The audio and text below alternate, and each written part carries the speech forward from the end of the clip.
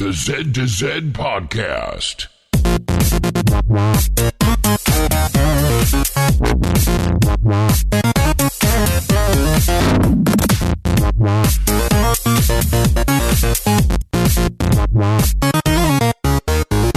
Good morning, good evening, or good day, and welcome to the Z to Z Podcast, the home for Xbox achievement hunters and gamerscore junkies. I'm your host, Brandon Fream, and thank you so much for listening. At Z to Z, we love gaming, and in particular, grabbing achievements and gaining gamerscore. We do news, reviews, and interviews. If it's about achievements, we'll unlock it. The start of the month and the Z to Z community gets all sorts of new things to do. The new month of Gamertags kicks off along with our Wolfenstein challenge. Oh yeah, and that little thing called the Great Random To-Do List was generated. We've got a busy month of gaming ahead of us, and as for the show, I introduce a new Achievement Guru game show, and we talk about how cool Global Achievement Rarity would be. You can find show notes for this show, as well as previous shows, on our website, Z2Z.com. This is episode 38. You can also contact us with questions or comments on Twitter, at Z2Z, ZEDTOZED, over at our forums, discourse.z2z.com, or you can email us directly, contact@z2z.com. Today's show is brought to you by the achievement Back to School from the game Sniper Ghost Warrior 2. This isn't a particularly difficult achievement, but the name says it all. It's around that time of year when everybody heads back to school. So hopefully some of us veteran gamers who have will have a little bit more gaming time that's set aside when those kids have all their homework and garbage to deal with. As for the achievement, you need to kill 6 enemy snipers in Sniper Alley near the library in the Ghosts of Sarajevo level. That's in Act 2, Mission number 3. You'll be warned about Sniper Alley. Use the binoculars to highlight the 6 snipers in 2 different areas. If you get hit, just reload the checkpoint. The achievement pops immediately after the last kill. Special thanks to developer and publisher City Interactive, and good luck to all of you that have a new school year ahead of you. And if you, our fantastic listeners, have a suggestion for an achievement sponsor, let us know. Contact us via Twitter at Z2Z, ZEDTOZED, our forums, discourse.z2z.com, and of course that email address, contact@z2z.com. You know, you could even put it in a podcast review post. All right, well, let's get this show moving with an introduction of my co-hosts. Tonight, I want to welcome everybody on the show to our brand new permanent co-host. We've given the mantle over to Proulx. Welcome aboard, sir. Thank you. I'm excited for this new opportunity. This should be a lot of fun. Yeah, and as I mentioned in our little private Inner Sanctum Discord page, I expect you to stand up, challenge everything I have to say, and don't let Crandy clomp all over your speaking. So I'm ready. You're good to go. Well, and we've also now we've let the leash off of Damien as best we can to be more integral in the show. So you'll hear his voice even more than in Shovelware Cemetery, and he's here with us tonight. How you doing, Damien? I'm doing great. All pumped from a day at Six Flags. Sounds awesome. Did you do any? You guys like the upside down roller coasters? Or are you too old and get sick on those now? Oh no, I do those. The only problem is my son is just shy of 54 inches, so occasionally he can sneak through. You know, he tries to do the lift the heels thing, but Sure. A lot of times he can't. But we did. They have a new one there at our Six Flags New England, which is Elf. What is it? What do they call it? El Fierno? Yeah, it is like an El Fierno, but it's I just made that up. I have no idea if that's real. But so it's a ring of fire, basically. That's just a circular track, and the car just goes, like forward and then back, kind of like a galleon. Then it just goes upside down 3 times. Then it'll do reverse 3 times, doing full circles, full 360 upside down circles. So you get the nice, if you want to go upside down a bunch, but then you don't have all of the jarring effect of going left and right with the regular steel coaster. So my son wanted to do that one a bunch of times, which I've done those before. So I was like, yeah, sure, let's go do that. And the lines usually aren't that long for it. So you can get a lot of upside down time without an hour wait. I got an amusement park story for you, but I want to introduce Crandy. Crandy's also here with his roach-infested desk. How are you doing, Crandy? Yes. The war The war is looking grim. It's better. No, it's looking better. You need reinforcements. Oh, well, we got reinforcements. We brought in the big guns. We got the exterminator in. Ooh, brought in the Orkin Man. Yeah, and so he came around. He put some poison around, so all the roaches will eat it and bring it back to the nest and die. And he did say though that it's probably not a full-on infestation. Like it's not probably like, the desk. They're not the desk, but like they're not like in every crack in the walls, just waiting to come out and be disgusting. So hopefully they'll be dead in 30 to 60 days or something. Oh my gosh, 2 months? That's a long time. Yeah, probably. He even found one. He was actually able to find one when he was here. Because when I'm looking for them, I can never find them. They just come out of my desk when I'm doing something. And I have to stop and pull everything off it and take it outside again. But it's back inside. It's back inside. We're going to hope we can make it through an episode tonight without any interruptions. That would be great. Oh, speaking of interruptions, I'm down here in the basement and I'm watching on our baby monitor. And of course, I don't have a baby, right? She's 5 years old. It's my daughter. And we totally jinxed it by saying, like, it's, of course, the end of the summer, right? Everyone's starting school soon, if they haven't already. And we said, gosh, my daughter, she's always sick. And you know what? She hasn't been sick this summer. I'm like, wife, why did you say that? Because, of course, now she has a fever today. And since my wife's doing this like 10-week challenge with that the kickboxing gym that I'm part of, she's like, I can't be sick, so you gotta be on lookout, right? So I'm watching my daughter right now on the monitor. We got the video monitor, and she has made an 8-pillow tall tower and is now standing on it, trying to touch the ceiling. Sounds like bedtime. I am really not happy about that, and so if she. So if I abruptly leave the show, hopefully you guys can figure something out because this, she's a disaster. Just will not go to sleep. It's killing me. It's like, anyway, she's got a bonus day before she has to go to school. Anyway, back to my amusement park story. I was at Seaside Heights, the pier there, right? And they have the rides out on the dock. Yep. And I don't remember what they call the rides different things all the time, but it's essentially a long cylindrical tube with rows of seats on either side, and it spins like a rotisserie chicken. You've got the center cylinder that spins on its axis over, and then the entire thing spins in a circle like a Ferris wheel, right? So you got double spin. You're going the long spin around like a Ferris wheel, and then this tube, this cylinder that you're sitting in, it's activated every time a person sits on the button that they're seat on. So every time you're sitting on that button, it triggers the thing to flip over. So I'm sitting. So it goes upside down while it's doing bigger 360 rotations on the outside axis. Correct. Okay. Correct.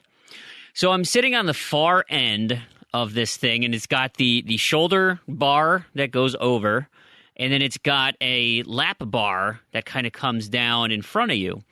And so, shoulder bar, bam, locked in. Lap bar, bam, locked in. And I'm sitting there, and I'm holding the lap bar on the edge, because where I'm at. And we go up in our first turn. We're at the pinnacle, up at the apex up here. And obviously, once gravity pushes everybody down on the button, it immediately flips you upside down. So I'm holding the bar, and we flip upside down, and ka-chunk, the lap bar comes unstuck. It pops out, and now I'm holding it at a full arm's length. This thing is completely disconnected from the wall, and I start sliding out of the shoulder harness, and I am like freaking out. I am just like screaming, I'm like, what the? I'm gonna die, right? And so I pull this thing and try and like realign it so it like locks into the side again. Jam this thing in here, and now I am like bear hugging this shoulder harness as tight as I can, like, oh please God, don't let this, and not given that too, we're on like this just rickety old dock, and I always have these nightmares of this thing plummeting into the ocean and I'm trapped in a cage. Anyway, I had some bad experiences with upside down rides, and that's scarred me for life. That sounds like epic. I want to go ride with you. It's like that video of the kid who, like, the big fat kid who went in one of those slingshot things, and he's next to his mom, and they launched him, and he just started sliding out, but, like, the sheer girth of his neck actually, like, got wedged inside the shoulder harness, and I think it was either he or she, I think it was a she, was, like, saved by her neck fat. It was an amazing video. I'm like, holy crap, that would be terrifying. I also had... You got something to say, Crandy? Not quite to your level of terrifying. This was more of this is going to cost me a lot of money terrifying. So I think we mentioned before, I have diabetes, so I also have an insulin pump that I have to carry with me all the time. And this was a long time ago when this happened. I don't remember, like, more than 10 years ago, but I went on this. It wasn't a roller coaster, but it was one of those things that has like 3 arms, and they like twist. They'll like spin in a circle. You kind of go in a seat with like the shoulder things, the shoulder harness, I guess you would call it, and then it spins in a circle, kind of both right side up, and then it'll flip upside down. So I have my insulin pump in my pocket, and I'm on this ride, and it flips upside down, and I can feel it falling out of my pocket. And I'm like, great. This horribly expensive medical device is going to be thrown out of this ride at high speeds. But the crazy thing was, like, so I was on this ride, my friend was sitting next to me. It flies out of my pocket, and he catches it. But he didn't even know it was happening. He just caught it, and then he just held on to it. Like, it was the weirdest thing. But yeah, so it fell out of my pocket, and then he caught it without knowing what it was or what was happening, and then like held on to it until the end of the ride, which is super weird. But fortunately, did not break my very expensive medical equipment in the ride. Did he afterwards say, like, right beforehand, dude, look what I caught on the ride? Awesome. What is this thing? Like, oh, yeah, that's mine. Oh. It's actually attached to me. Oh. Yeah. So it would not only fly out, it would also, like, pull out of my body and hurt a lot. But more concerning, it would be broken. Well, I guess I feel like I should follow, I should have my own awesome amusement park story, but I have just a sad one. I was Six Flags and just walking around. Which Six Flags? Just so we. This was the one in Buffalo. Okay, I can't remember the name of it. That's the Lake George one, right? No. Is it? I don't remember. But so I was just a young kid. In high school, got an ice cream because that's what you do on a nice day at the amusement park. And then felt something on my hand that was much warmer than ice cream should be. And turned out that a bird had pooped all over my ice cream and my hand as well. And that's my sad amusement park story. That's pretty depressing, especially at amusement park prices. Yes. Yeah, exactly. Yeah, and I'm sure they wouldn't give you another one. They're like, too bad. No, I just walked over and threw it out. I feel like I just tore this whole thing down. Man, I brought the whole podcast down with my terrible bird poop story. I'm sorry. Rain cloud Proulx. Yeah, sorry about that. stealing Randy's thunder there on purpose. Well, speaking of raining on the podcast, so I had a story that I was super excited about. Was you guys familiar with SETI, the Search for Extraterrestrial Intelligence? Right, so they've got these. They're just listening for radio signals out in outer space. And I used to be a part of the program. They had like a screensaver that would pull in data and help. Like the screensaver would just be running through different sets of data packages and determining if they heard anything. So, well, they actually heard something. They're like, wait a minute, like that's weird. And there's this weird semi-Earth-like system. They have a star and an Earth-like planet out there called Hercules or something like that. And they're like, we're getting some noise off of this. I don't want to alarm anyone, but like, if there's aliens out there, like this might be as smart as we are, or smarter if they're able to kind of figure this thing out. Just throwing that out there. We're going to investigate. People just started freaking out, and they're like, "Oh my gosh! Like we got to send, we got to focus all our energy on looking at this thing." Well, anyway, Tarragon wants to poop on my parade, and he puts a link in there. Well, there's a follow-up on CNN that said, no, actually that signal, actually, that was probably our fault. It was likely from Earth, and it either it bounced or I don't know. I didn't bother reading the rest of the story, but I was like, oh man, I wanted there to be aliens so bad. So Tarragon decided to rain on my parade. What a jerk. Rain Cloud Tarragon. That's it right there. You're we do have some everybody, Randy, with your rain cloud attitude. We do have some good news. It's contagious. So we have some good news, guys. Our very own the Nighty. Well, he had his baby, his wife, and he welcomed Ariel to the world this last week. So congratulations, Nighty. That's fantastic. Nice. If you get a chance, we'd love to see some pictures. I don't know. Well, maybe you guys wouldn't. I like seeing babies. I like kids. I assume, Damien, you might be at least ambivalent about kids. I know you got a litter of them. No, I just had the one. Soon to have a second. I'm not totally ambivalent. I did choose to participate in having another one. I did have partially of a say in the matter.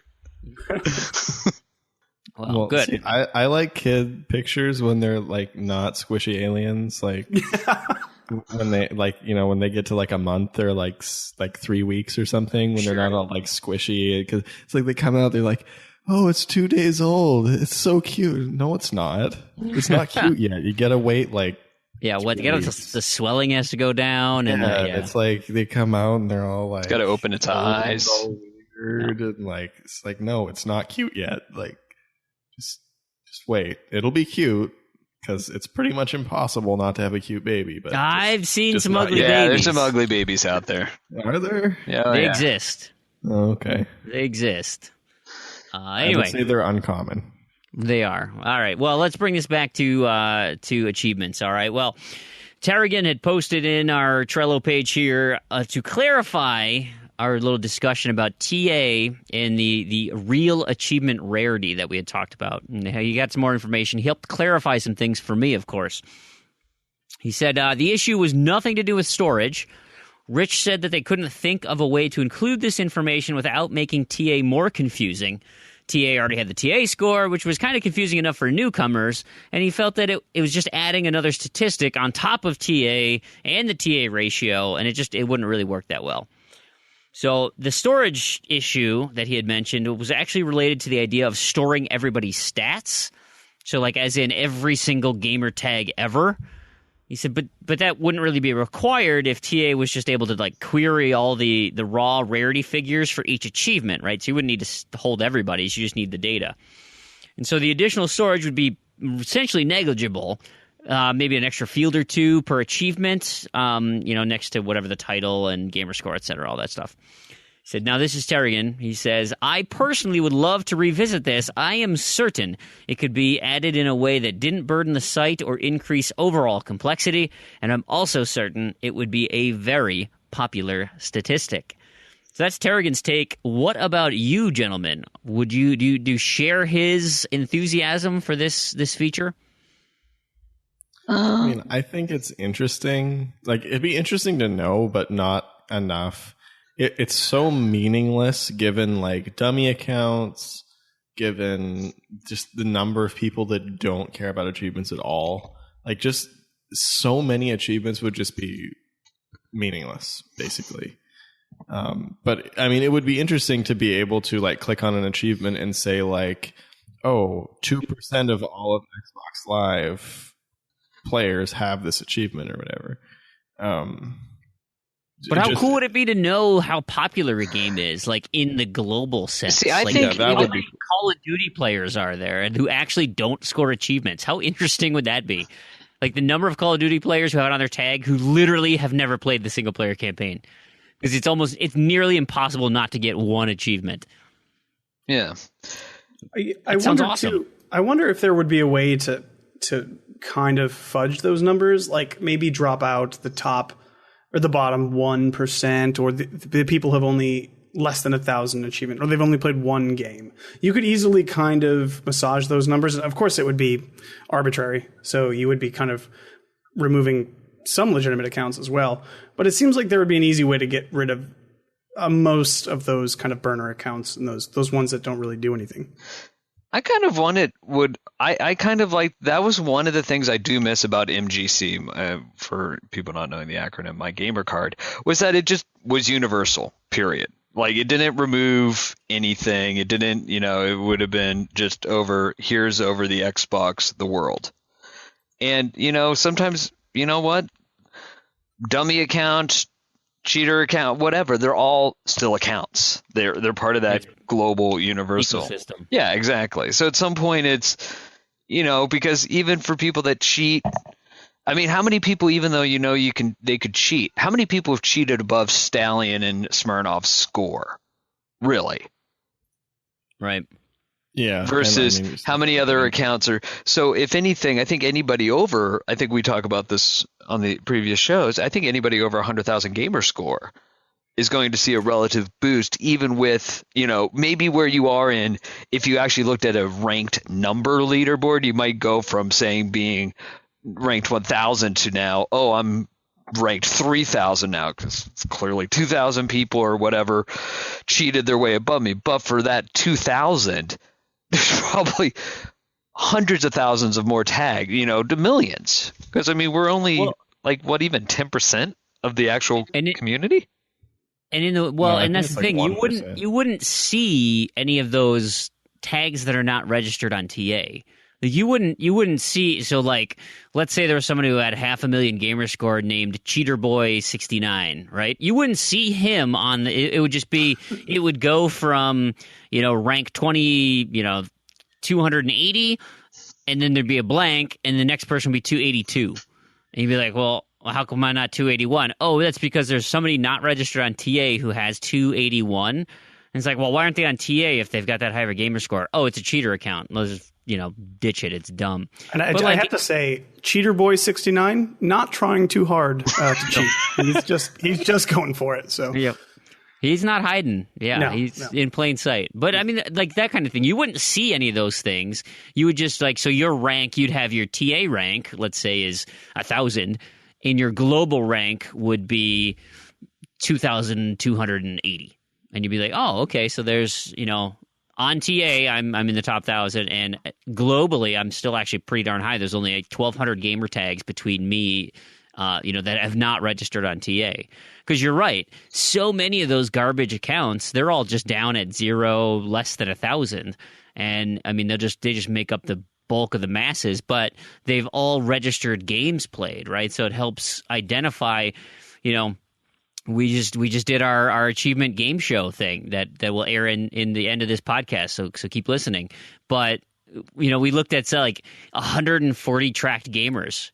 It's like, okay, well, that's 140 people on TA. Is that literally it's sold that many in general? Like, come on.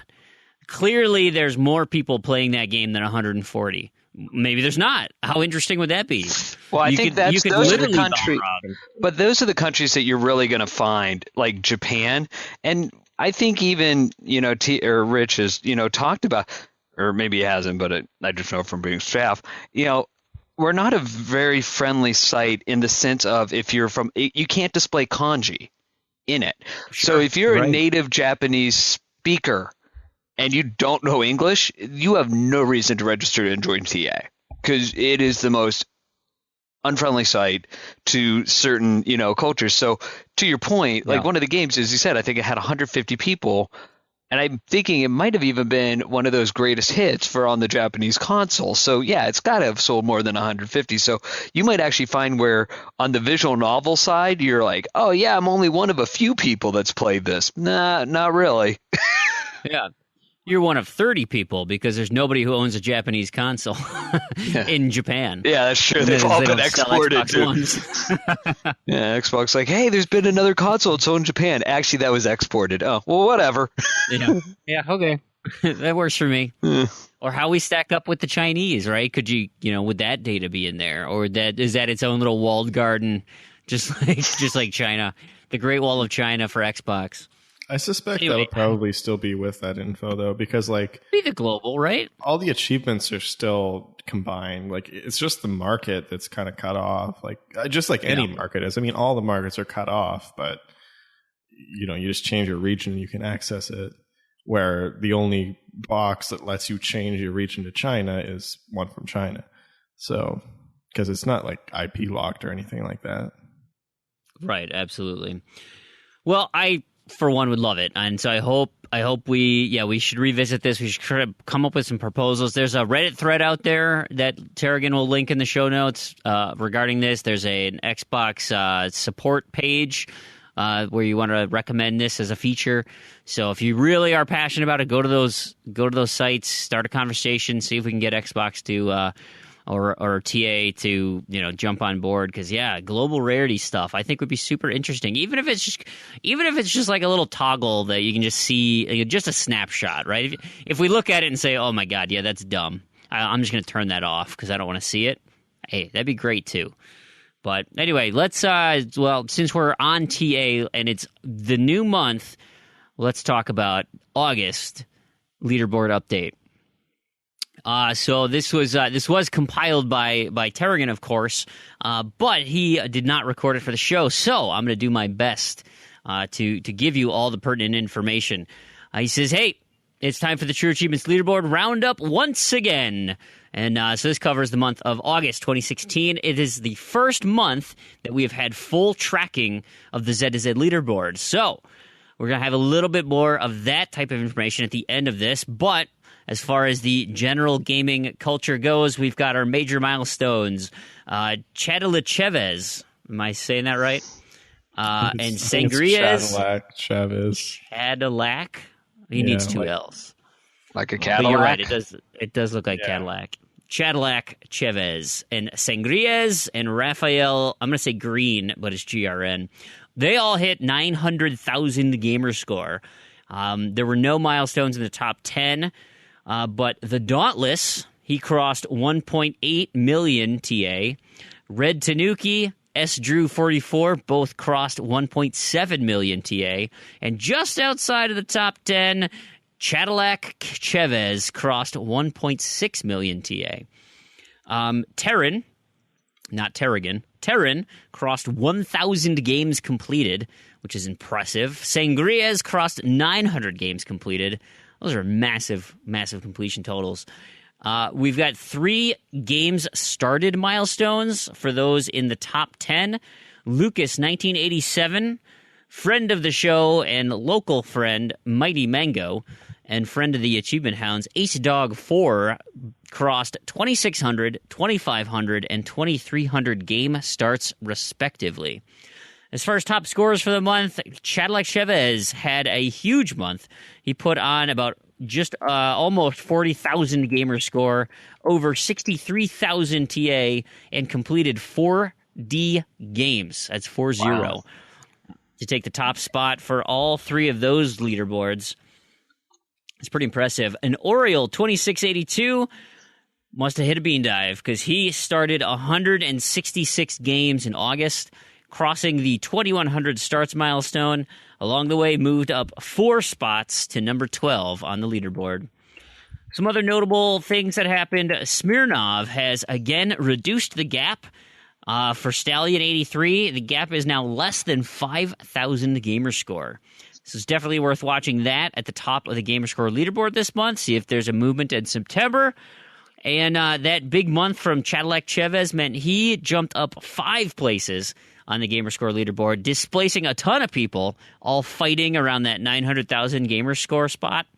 And then, as usual, the mid-teens still hotly contested, and you should keep an eye on that as well. As far as the Z to Z leaderboard goes, Zombie Killer displaces Sasha Morning and took the 10th spot in Gamerscore, while Officer Zero swapped places with Griffey, 16 for 18.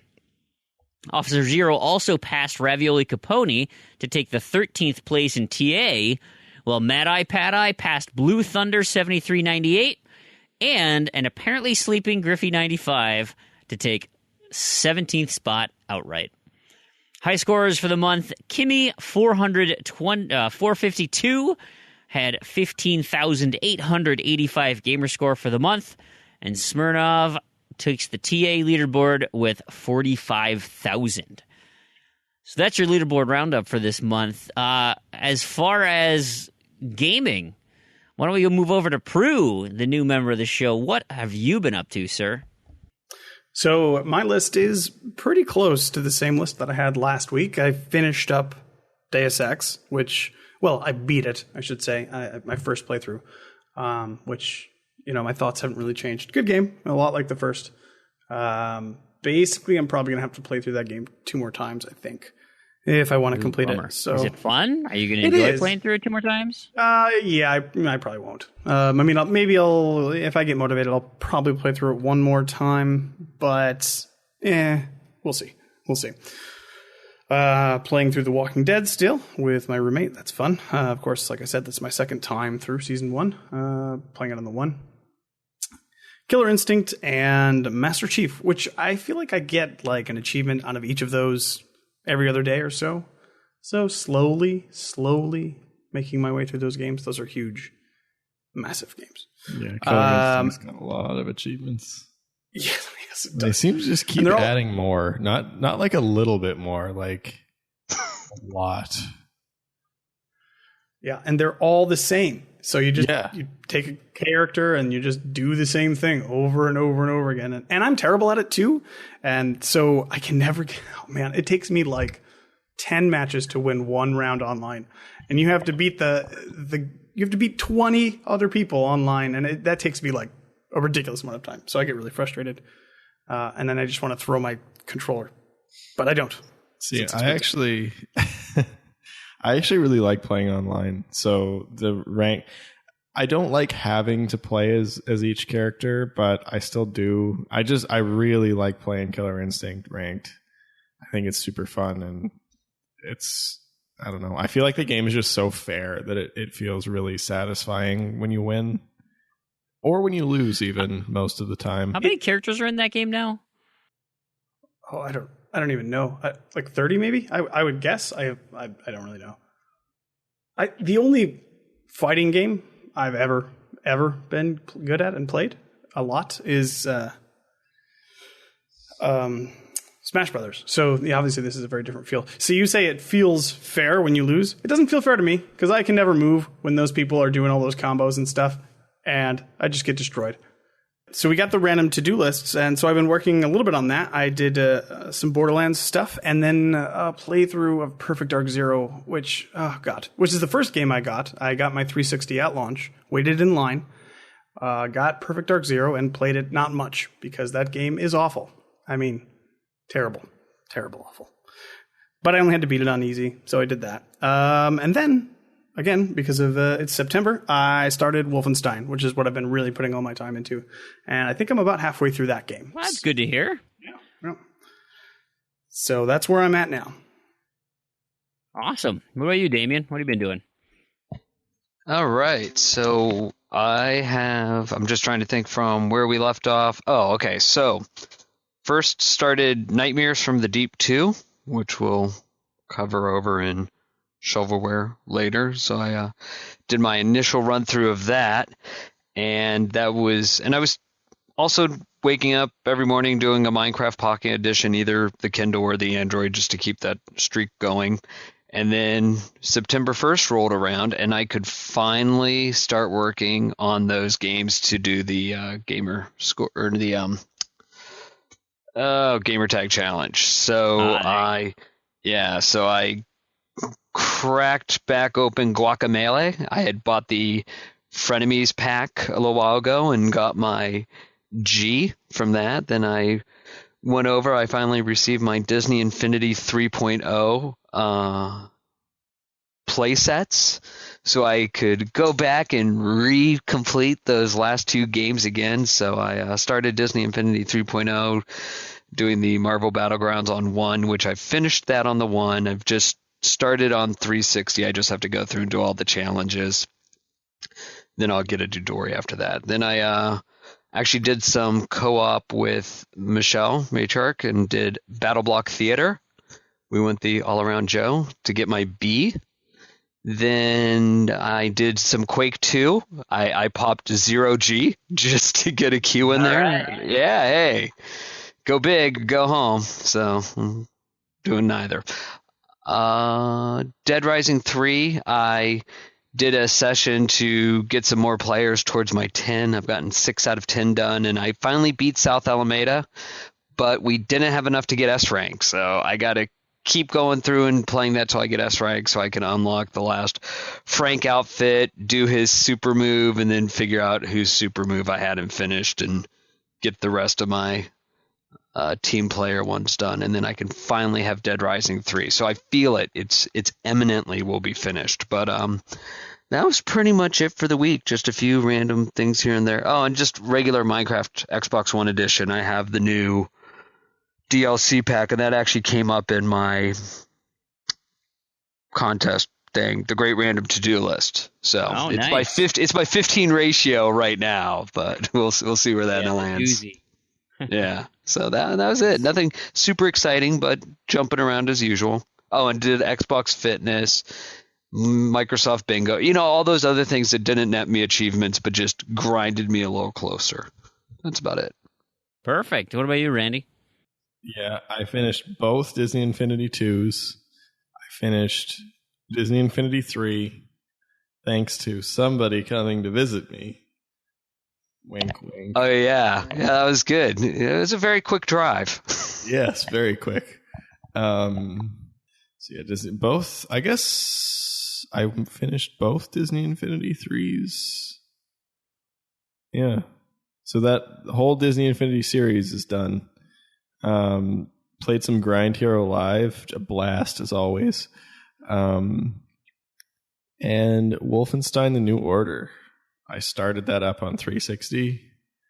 I have 26 out of 50 achievements already.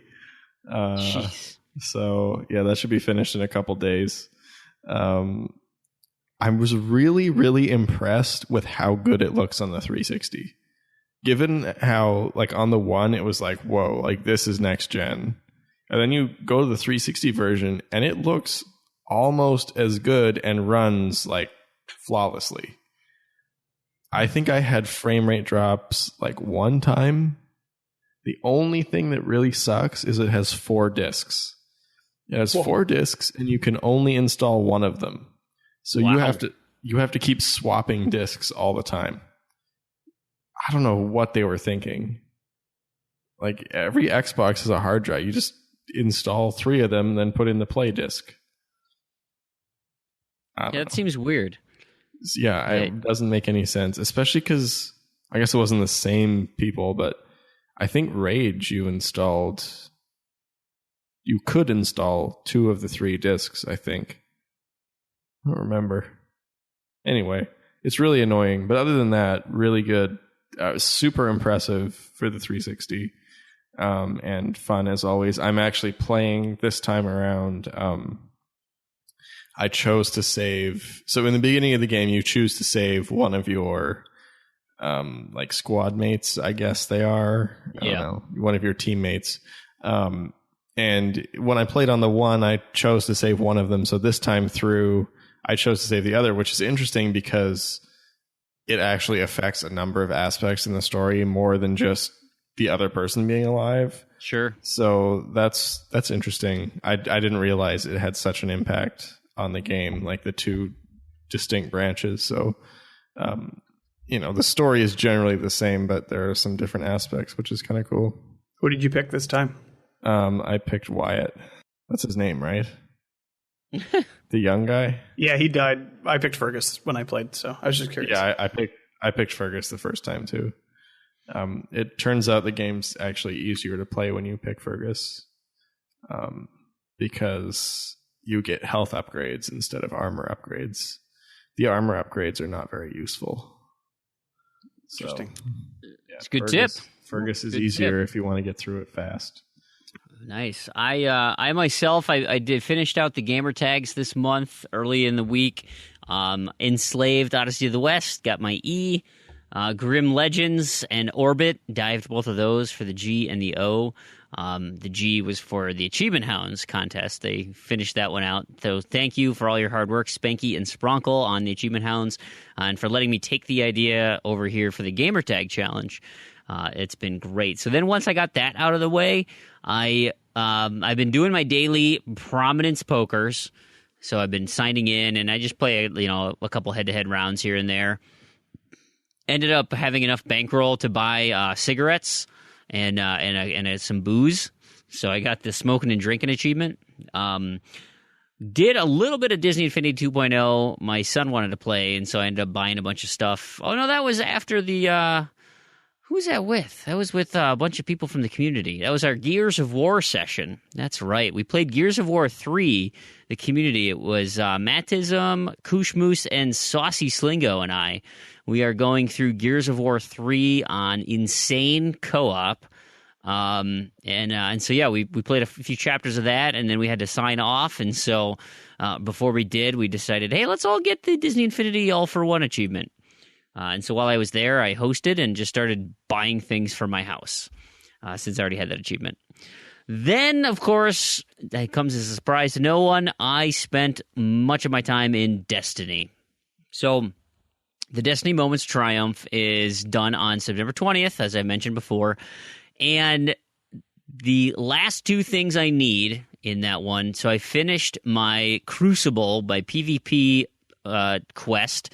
So that was one of the 3 legs I needed to finish. The other 2, one's just a boss battle I need to take down. The other is this exotic sword quest, which is a little convoluted. And so I was like, I better get on top of this because there's some grindy elements to it. And so I beat this boss I needed to do, and then comes this grind of finding planetary materials. Like I have to go to the planet and just run around and find stuff, and I have to get like 150 of these things, and it's like, oh my god, that's obnoxious. So I've grinded that out, and then you have to get ability kills. And so I don't like, of the 3 subclasses, you've got fire, lightning, and void, purple. All right, so of those 3,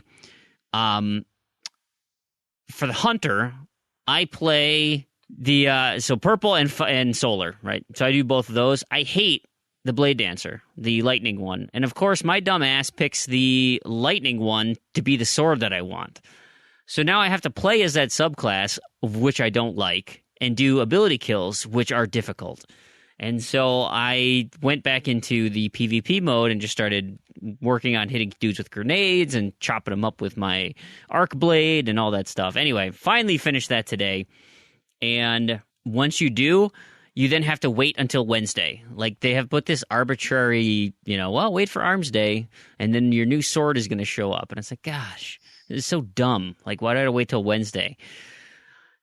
What's going to end up happening is this Tuesday, they're going to shut Destiny down for a day to do like 8 hours of server maintenance and put in a new patch. Well, given it's this close to the Rise of Iron release, they typically use this time frame to completely change the meta.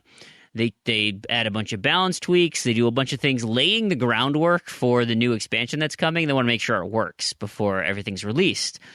And it typically doesn't. There's typically issues. There's some goofy things. So I'm a little nervous about being able to finish this before September 20th, but cross my fingers. We'll see what happens.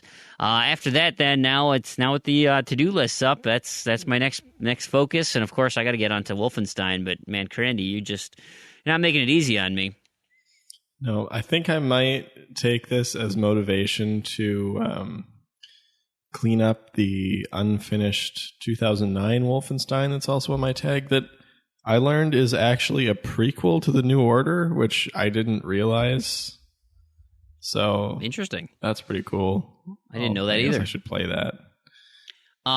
Cool.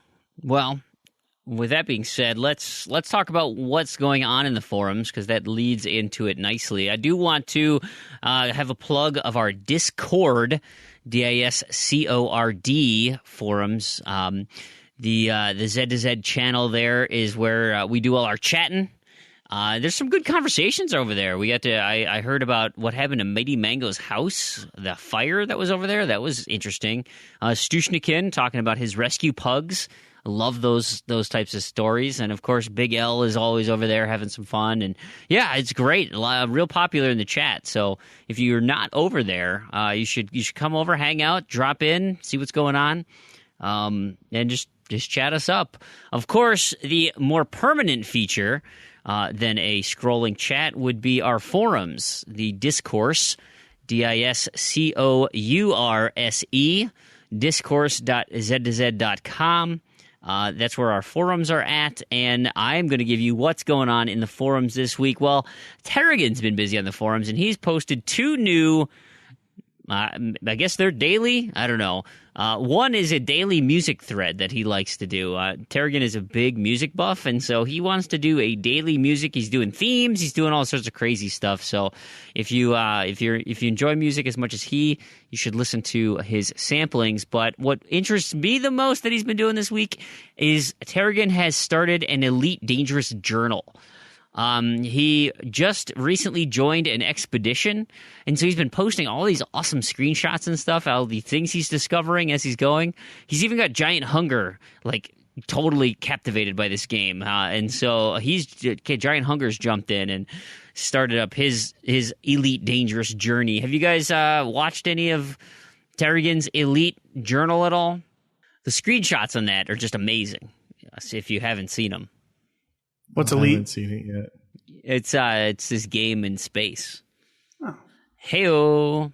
See? It's like Halo in space. I thought Halo was already in space.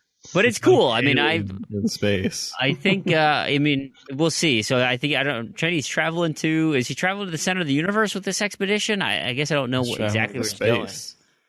Well, he's in space already. Yeah, but he's traveling to space. From space. In space. Suffice it to say, you can follow his journey on the forums. They're pretty cool. But what we were just talking about, that Crandy alluded to, the Wolfenstein Challenge is up and going. So if you haven't seen this on the forums, it started. It's for the month of September, and it's open up to all Wolfenstein games.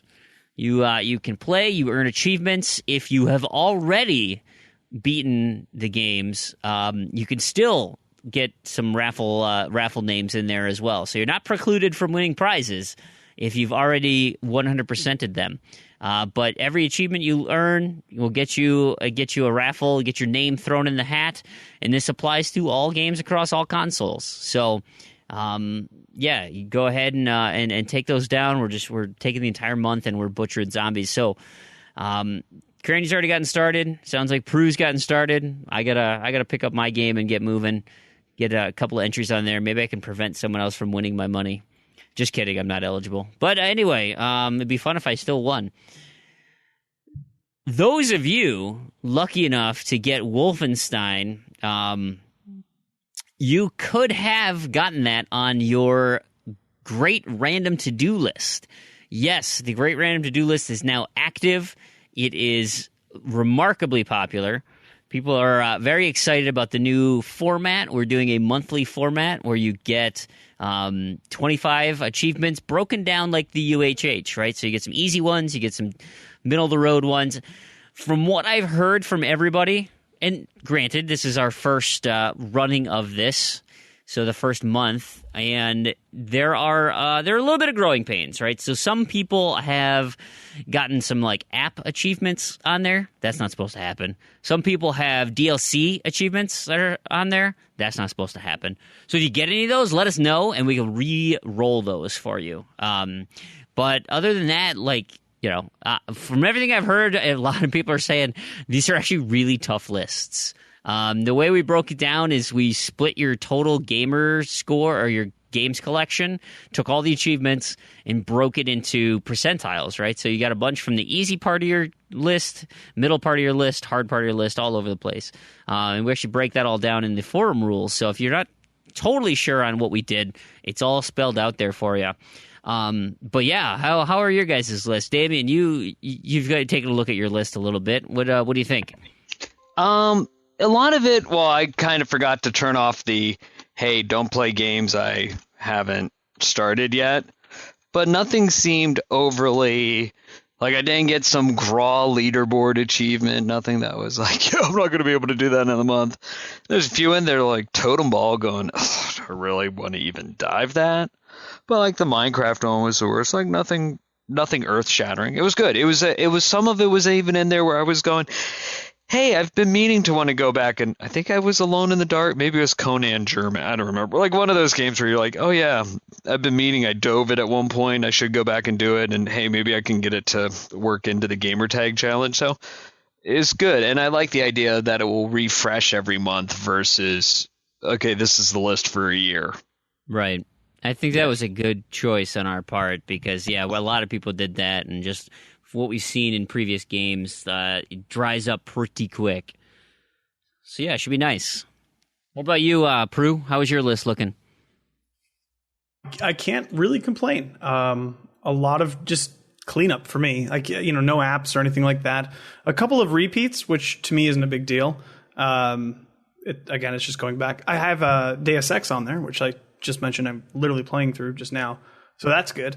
And pretty much everything seems reasonably attainable. I have to go back and play Saints Row, which is interesting because I haven't played that game since it came out. Excellent game. But one of my favorites. Yeah, but good stuff. I think the worst is Katamari, 50 hours of playtime, but I'm pretty sure I can just kind of rubber band that. But we'll see. What about you, Crandy? You even had a chance to... You joined, right? I'm not on the list. I thought I joined. I guess I didn't. Wow, what a jerk. Well, That being said, you do have an opportunity because Tarragon and I, we got a little home cooking from Rich, and he let us in on a secret API that we can use. So I had mentioned that there was a limit to how many people we could take. Limits off the table. Now, of course, that's just more work for me, but I'm totally willing to do it because it is fun and I want the community involved. So if you're listening to this and have not joined, it's still open. It's essentially always going to be open. It's going to be a rotating list. So let us know, jump on the forum, send us a private message, however you want, and we can generate a list for you after the fact. I should also mention that if you do not unlock a single achievement in the month, right? You don't tick one item off your to-do list in the month, you will not be generated a list automatically the next month. So take this month for September, for instance. If you don't unlock anything, we're going to take your name off the list for October. That doesn't mean you're kicked out. We're just not going to keep generating lists unless you show interest. So if you accidentally get kicked off the list because you had a tough month or you had something going on, just ask us again. We'll put you back on. We'll give you a new list. But we're not going to, if somebody drops out, we're not going to keep populating a list for them just because there's a lot of time involved. So, if that ends up happening in October 1st, I'll mention it again on later shows. But just so you know, and everybody, like I mentioned, if you have not received a list and are interested, let us know in the forums and we'll get you signed up. And of course, I also mentioned I've said mentioned now 4 or 5 times. If you got an achievement that should be re-rolled, let us know that as well. My list, I went through my 25. I think there are 11 I'm going to go for this month. 5 of those work toward the game for CSGeekSquad, and not a single one works for Big L. I don't have any achievements I want to go for Big L. That would be the Gamertag, half of the Gamertag challenge this month. The other half, CSGeekSquad. I've got 5 that are going to help me out, which I might actually get started on tonight. I should do my Crimson Dragon one tonight, and just start killing dudes. Try to relearn how to play that game. But I'm looking forward to it. I got like I said, 11. It's a pretty low bar I'm setting for myself, but those I think are games that I want to play. There's some like Assassin's Creed 3. I got 2 like end game achievements in that. Deus Ex Human Revolution, I got a halfway game. Mafia 2, I got a halfway achievement. And it's like, I don't really want to start those games from scratch right now, but stupid Tarragon is constantly buying games. I've got all these games in my collection that it's like, oh, I got to start those. But there will be a few I'm going to start this month, so we'll see. I've got Crinkle Crusher. That's not too hard, right? I'm going to start that this month, and Assassin's Creed Chronicles China. I just bean dived that one, so I'm going to play some more of that. So that's kind of what's going on in the forums. If you guys haven't been there, I totally recommend it. It's super fun. And so I think we'll get started. Trandy, you got some hot topics for us. Why don't you take it away? I do. So a few weeks ago, we had the question, something like about physical games on Xbox One that were only released on disc.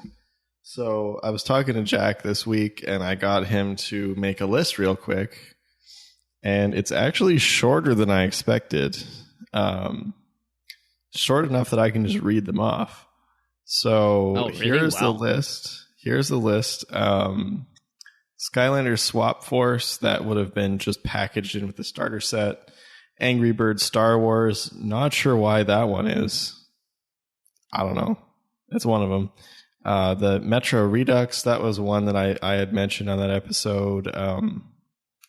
It had two versions. It was also released digitally, but they were separate titles. So the one with 2000 gamer score is the disc, and the one that is Last Light and 2033 separately, that is the digital version. Disney Infinity 2, that's the same thing as Skylanders, where it was packaged with the starter set only. Skylanders Trap Team, again, packaged with the set. Puyo Puyo Tetris is a game that was only released in Japan. And that one I think I mentioned as well. Not sure why it's physical only, but it is. I think the weirdest one on this list for me was Pro Evolution Soccer 2015. No idea why that's physical only. Like that is a game that should have been also available digitally, was not. And this one is kind of weird. This next one is, I'm going to butcher it, Azido X Tatsunoko Legends. Oh, my favorite game. Yes. And so it was kind of a weird one. So really, it's technically both digital and physical, but the digital version was only on the market for about 2 days, and then it was pulled. So pretty much you're only going to get it on disc unless you bought it like the day it was released. And I believe that one was also only released in Japan. Next one, Lego Dimensions, same thing, packaged with the starter set. Tower of Guns Special Edition. This was actually a stack of Tower of Guns.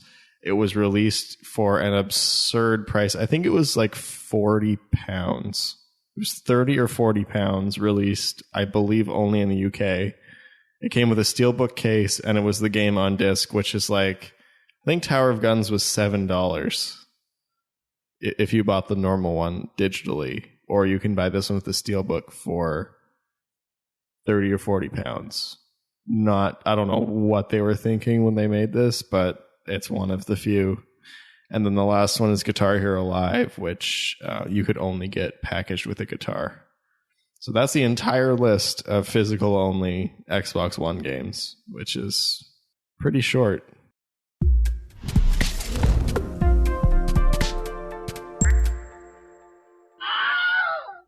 All right, let's get into listener feedback. I want to give a shout out to Casey Height at X1 Silence 42 for the awesome Twitter shout out of our show. And then, of course, David of the X1 Bros at X1 Bros for that retweet of his. He just said, hey, you guys want to wet your whistle before the X1 Bros come out here? And here's the Z to Z podcast. So thank you, man. We really appreciate that. That's cool. I hope you enjoyed listening. I hope we still have some X1 Bros listeners here. If you guys are still hanging on, we hope we can come up with some entertainment for you. And then we want to give a huge thank you to whomever had the anonymous Rocket League donation to Randy. So now all the pieces are in place. except for our inability to play the game effectively. But Randy, Tarragon, and I now have access to Rocket League, and it's just... I'm thinking in October we got to set this thing up. How about Rocket-tober when we take down the X1 Bros, the Z2Z podcast does. Looking forward to it. We'll get them details in place for that. As far as the other comments on our friend feed here, Ghost World said, hey, it's taken me 6 weeks, but that's all 93 hours of the Z2Z, and I listened to it. I give it a 7 out of 10. Smiley face. So thank you, Ghost World. Appreciate that. Of course, the 7 out of 10. Little joke there. Friend feed from Salzbar says, hey, someone get Damien a new mic. I don't think they're happy with your mic technique there, Damien. What's going on? I'm actually using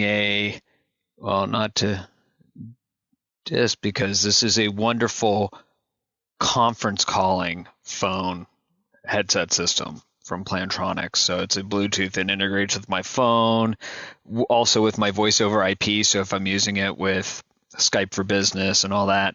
But literally that's what I'm using. I'm using what would be the equivalent of a high-end call center headset. Not gotcha. Quality. Yeah, so I do not have an actual mic like you guys do. I'm not that spiffy. Well, we'll have to figure something out now that you have joined the regular ranks.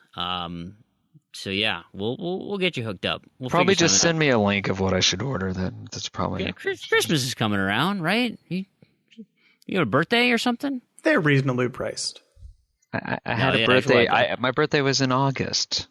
Actually, that's right. Yeah, we should have gotten you something. Maybe we'll figure something out. Cool. You can get it for the new baby. Be like, here you go, a microphone. Yay! Now you're talking. There's a message on my friend feed from Handy Darkness, and he says, 7 out of 10. Sorry for your lack of hearing. Give this podcast an 11 out of 10, except when Big L is on. It goes to 11.2.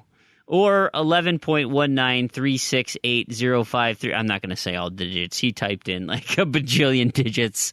So thank you, Handy Darkness. I appreciate that. We got a few questions. Lucky32468. He asks, hey, do you guys still play a lot of 360 games, or is it more of the Xbox One now?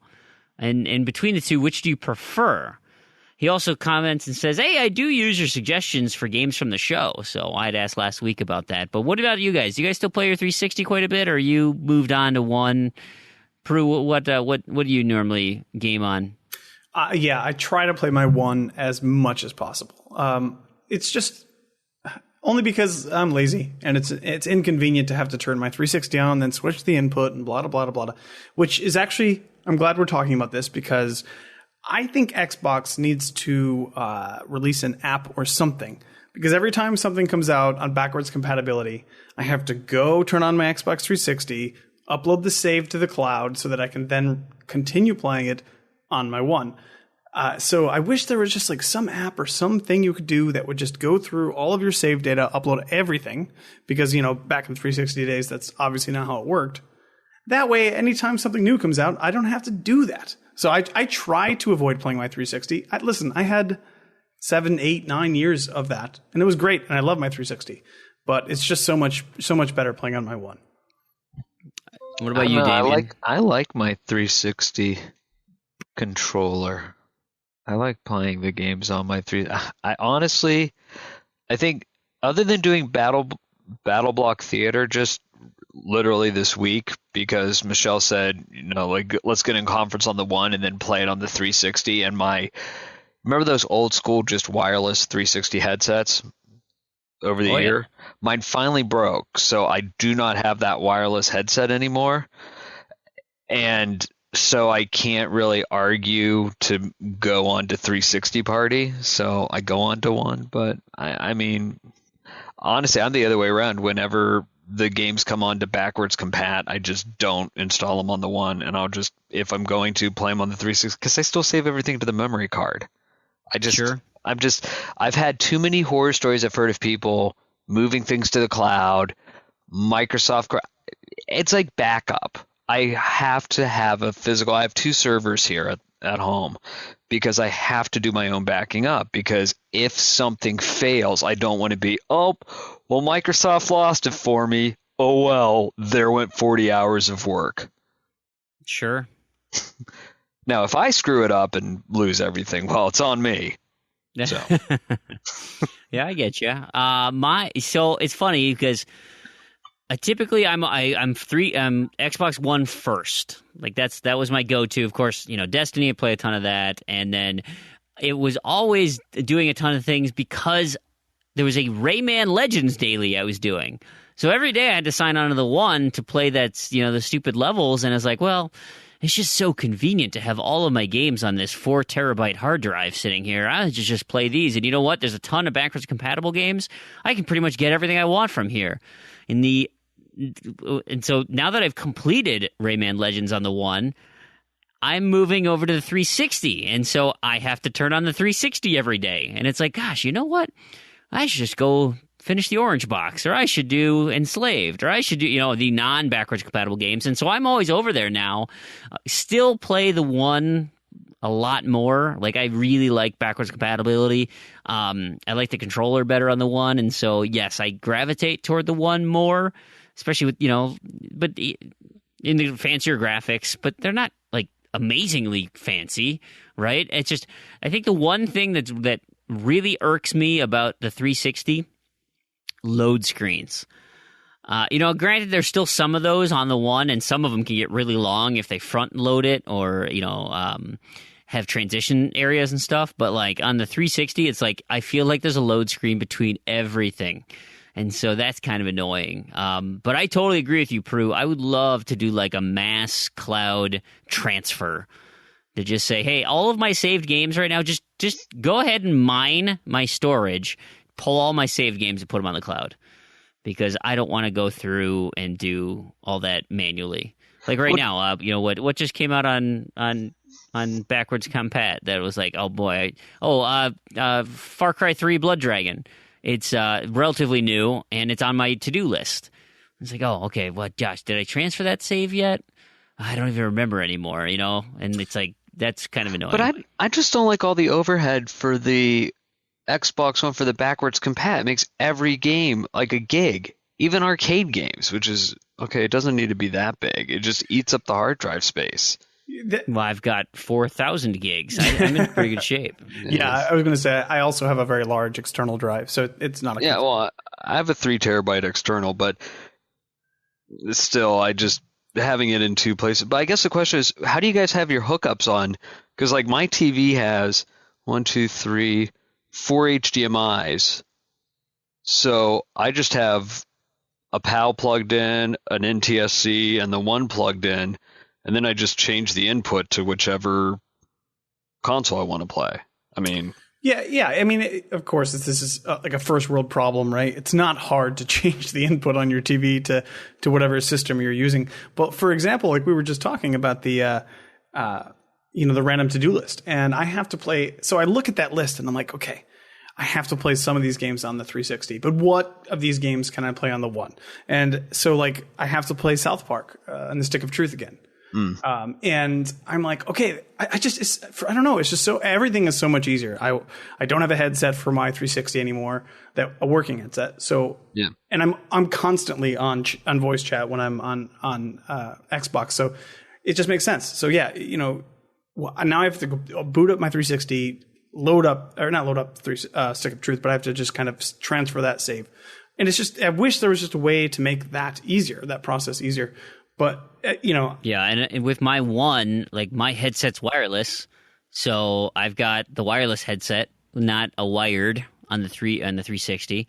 And my setup, so I used to run the 360 through the One. That's a terrible idea. The input lag on that was so awful. So I went and I bought like just a cheapy, because my TV, I connect like, so my TV is mounted in my, I have these insets, these cabinets next to my fireplace. Mm-hmm. And so I've got a cable tube running through the back of the walls of my house. Well, didn't want to spend that much money on HDMI cables. And so I just got a splitter. And so now I have it's like a manual switch between the HDMI inputs. And so like I just hit a button and it goes from the 360 to the 1. Now the 360 trumps it every time. So if the 360 is on, it always that always takes precedence. But you can always manually flip it over to the Xbox One. But I can fire up both consoles at the same time, do my daily on the 360 and move over to the 1, or do my daily on the 1 for Prominence Poker and then move over to the 360. So I'm firing up both consoles every day anyway, and it's a matter of what I decide is, on the docket for the day. But that was a great question, Lucky. I appreciate that. Any other final things on that, or should we move into our food-related topic? It comes from Saucy Slingo. Of course, right? He got us on the soda discussion at some point. He has also given us the sauces and dipping French fries, and what we like to have with those with our meals. So today he asks us, American cheese, white or yellow for your preference? Go. Oh, this is so relevant because my wife, that's American cheese is the cheese that we have in our house, much to my dismay. I do anything different, but my wife's big on American. White. She has to. It is white, Land of Lakes, American. So I went to Walmart because we ran out. We were down to like 2 slices of cheese. And I was like, okay, I'll just white, Land of Lakes. They're like, oh, we don't have that. Do you want the yellow? And I'm sitting here, and for me personally, I'll be like, I don't care, whatever. It's cheese. It's American, right? But I was sitting there going, you know what? My wife always specifies white. I think I'm just going to pass on the no yellow. I'll just get cheese at another grocery. I'll go to another grocery store just to make sure I can find white Land of Lakes American cheese. And so I recounted to my wife, I was like, would there be a problem if I had bought yellow American cheese? And she's like, yes, there would have been. I'm like, good thing I didn't. So, I guess it's my wife's preference would be white. Me, I couldn't care less, but no, white. I gotcha. I'm actually a provolone guy. So, like, if I have my choice of cheese, I go provolone. But between the American cheeses, I pretty much just go like Kraft singles. Now, my issue is a lot of those, like some of those cheeses, to keep them nice and soft, they still use milk. And they have traces of milk in there, and I'm allergic to milk. Now, for those of you, if you want a little science, all right, here's some science for you. Milk is made up of 2 parts, curds and whey, right, if you've ever heard Miss Muffet. The curd, obviously, is the solid part of milk, and that makes up about 20% of milk. The whey, 80%, is the liquid part of milk. So when they make cheese, they take the 20% curd and process that to make cheese. I can eat that. The whey, the liquid part, where they usually make like whey proteins or a whey protein isolate that's added to tons and tons of foods like breads, I'm allergic to whey. And so I go like into full-on anaphylaxis, itchy mouth, throat closes, EpiPen, that type of thing. And so American cheese sometimes sneaks up on me, so I try to avoid that. But most, like I said, I go provolone or pepper jack. Those are my 2 cheeses of choice. What about you, Proulx? Well, now we're talking. Okay, there are some differences that are important. American cheese, I would say it depends on the situation. Yellow American cheese for burgers, for hot dogs, that kind of stuff. Although the white is slightly thicker and a little bit better taste-wise, I feel like the yellow has a lot to offer as well. So I'm actually split. I prefer either or, but I can see the benefits of both of them. Fantastic. I'm now educated on when to use. I actually kind of like that. It adds they're both good in their own right, depending on usage. Yeah, absolutely. So sandwiches, white, burgers, yellow. Just remember that. Now, what if so there's a place, if you ever go down to Connecticut, called Louis' Lunch, or Lou's Lunch, Louis. It's where the hamburger was created. They have these side grills. Now, the hamburger, though, And you have no options there. It's you either get like a hamburger, a cheeseburger, and the toppings are tomato and onion.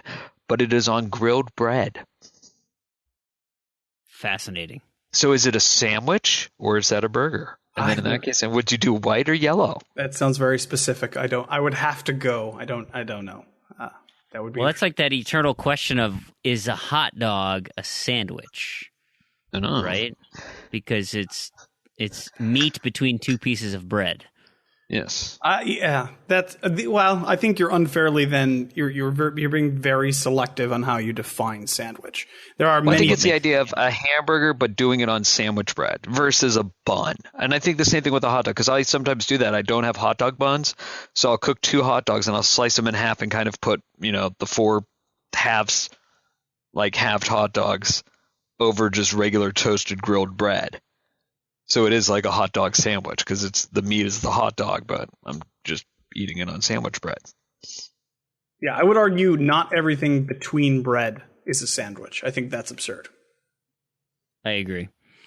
It's funny you mentioned your cheese story, Damien. I have a similar cheese battle at home, and because the wife's doing this 10-week fitness program, she is she's going reduced fat, and so she wants reduced fat mozzarella to make some homemade pizzas. Like, we make these awesome buffalo chicken pizzas. Oh, they're so good.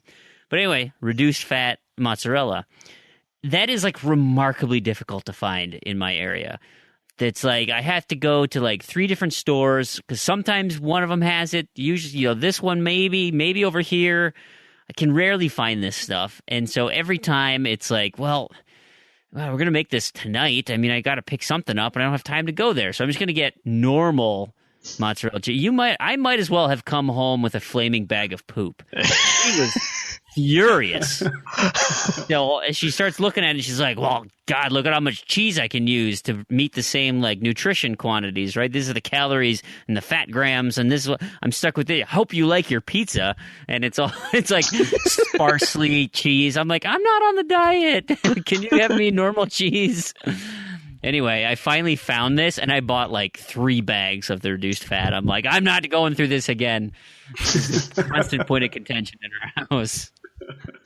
You've learned your lesson.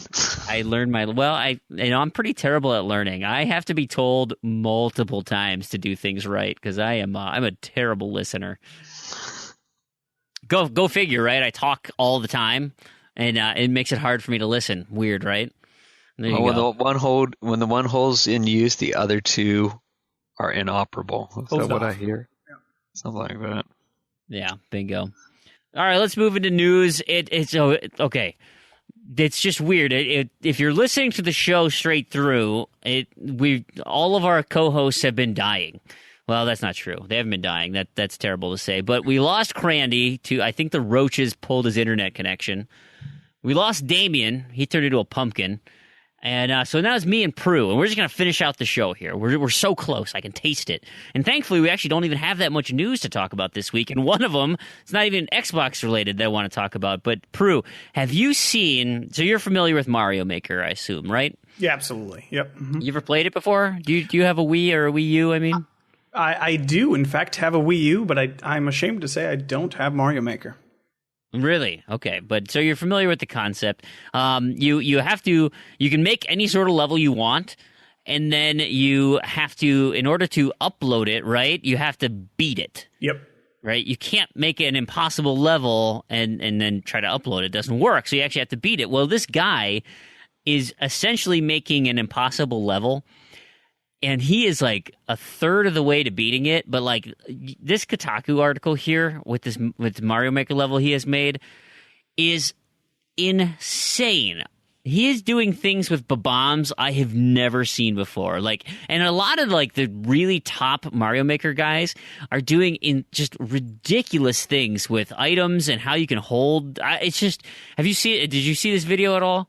Oh yeah. I definitely watched it. And I mean, anytime you look up this Mario Maker stuff, it's out of control. There's no reasonable way anybody should be able to do this stuff. But oh my God, I would literally throw my controller in frustration, in 2 seconds. It's insane. Yeah. It's totally insane. I don't even know how you think about this. And let me just, I totally recommend, if you're listening to this podcast, go to the show notes, take a look at this video, and I'll do my best to explain just a little snippet of it here, because it's just the sheer mechanics he's doing. Essentially, he's doing bomb tricks where you have two bombs, and if you hit them, obviously they start blinking before they explode. So you're already on a mini little time limit, and he's throwing one against a spring that's moving vertically so it can bounce back and he can catch it and then kick it back off the spring to catch it it's like an elevator that he's kicking off a spring to go up. And then, of course, he has to ditch it before it explodes and blows him up and he gets to another platform. That's just one little tiny snippet of this craziness. I hope he beats this thing. I really do. Because, and this reminds me of when you watch the level in Cloudberry Kingdom or that, the true tyrant Jitterbug, the bloody Jitterbug in Death Smiles, when you watch somebody beat that thing and you're just like, that's a robot, right? I mean, there's like no possible way a human could do that. It's just crazy. Yeah, when I watch these things, I assume that this is just some sort of a bot playing through. Because, I mean, I even if I knew what to do and what was coming up, I could not move my fingers that fast and think that far ahead. So I don't understand how this is even possible, really. Yeah. So, I mean, good luck, for sure. It's brilliant. It's brilliant. So take a look at that. All right, Xbox related, let's move over. We got, of course, Forza Horizon 3 coming out very, very soon here. Is it just like a week or so away? I think it's real close. Anyway, the one of the drivable vehicles in there is Halo's Warthog. This thing looks awesome, and it's cool that you can actually get to drive this in the outback of Australia as part of Forza Horizon 3. Do you like Forza Horizon? Is that game up your alley? Nope. Me neither. I hate racing games. I don't like racing games, but I will add a caveat to this. I don't like fighting games either, and I bought Dead or Alive 4 because there was a Spartan in it. So this may be a hook for me to actually get this, because I really love Halo. I used to love Halo much more than I do now, but even so, this might be enough for me to be like, you know what? This will get me to do something maybe I normally wouldn't do, because I don't like racing games.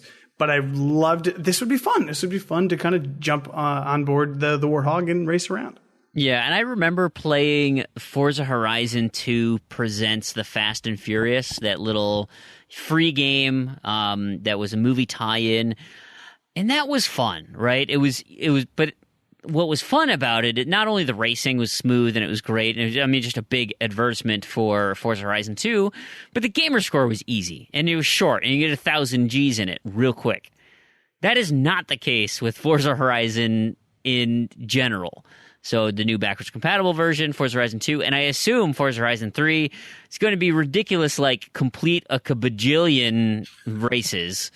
And it's like, I don't like racing that much. Like, I'll play a little bit. Give me 4 or 5 hours, I'll give you 4 or 5 hours. You want to play 180 hours? Thanks, but no thanks. But for all you racing fans out there, this should be a blast. I do think arcade racing is way more approachable than the simulation racing of the Forza Motorsport series. But I know there's plenty of listeners who like our R56 Cooper S11, big racing fan. So shout out to you. I'm sure you're right on top of this. As far as so, what about your hero shooters? You like hero shooters, Proulx? No, I can't really say that's my thing either. Do you even game? I do like games, right? Okay, I do. I actually do a lot, but okay. Just not racing, and not the hero stuff as well. Have you played Overwatch yet? I haven't, so I might love it for all I know, but I haven't played. Well, you have an opportunity, because there's a free Overwatch weekend, and by the time this show airs, it will be this upcoming weekend. What is that? September 10th? I think it's the 8th through the 12th or something. You will have an opportunity to play Overwatch for free. Now, I was really excited about this with the thought that we'd be getting achievements. They have confirmed that they're turning achievements off.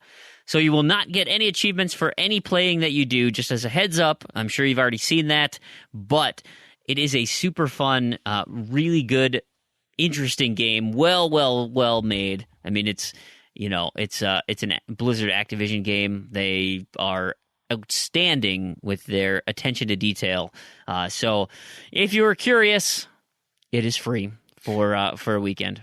I will say though that I think that, like, I don't play demos because they don't have achievements, and I think a lot of people are along the same line. But in this situation, that makes a lot of sense. That's actually more appealing to me because you won't get it stuck on your tag. Right. I won't get it stuck on my tag, and I can play for a day or two just to see if I would even want to try to go for the achievements. So because there's some grindy achievements on there. A lot of, again, an online shooter type multiplayer game. There's a lot of, like, I think one of the most difficult ones is unlocking all the skins for a character, right? Well, that's luck based. You have to earn money. I mean, you could pay for it and buy loot boxes with real money to get them, but you can also earn in-game currency, which you can unlock these loot boxes, and as you go, they get rarer and rarer, and trying to unlock everything you need, and you'll get a ton of duplicates. And so it could cost you financially or a crap ton of time.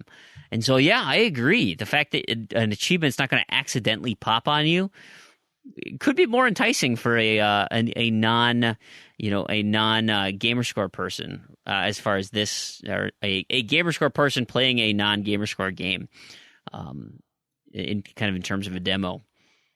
Absolutely.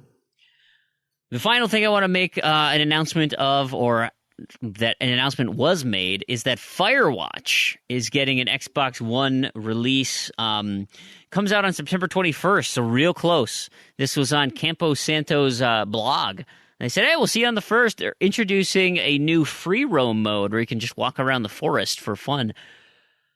This game got a lot of critical praise when this came out initially on the PlayStation 4. People were really excited about it. I think it looks pretty cool. I'm hoping to get my hands on this. Relatively short, and I believe a pretty easy completion. So throw that out there as well. Great. Well, let's finish up here with Knobs and Discos, our home for unobtainable and discontinued achievements. We got a couple of things that are back. One that's definitely back online: Zoo Tycoon.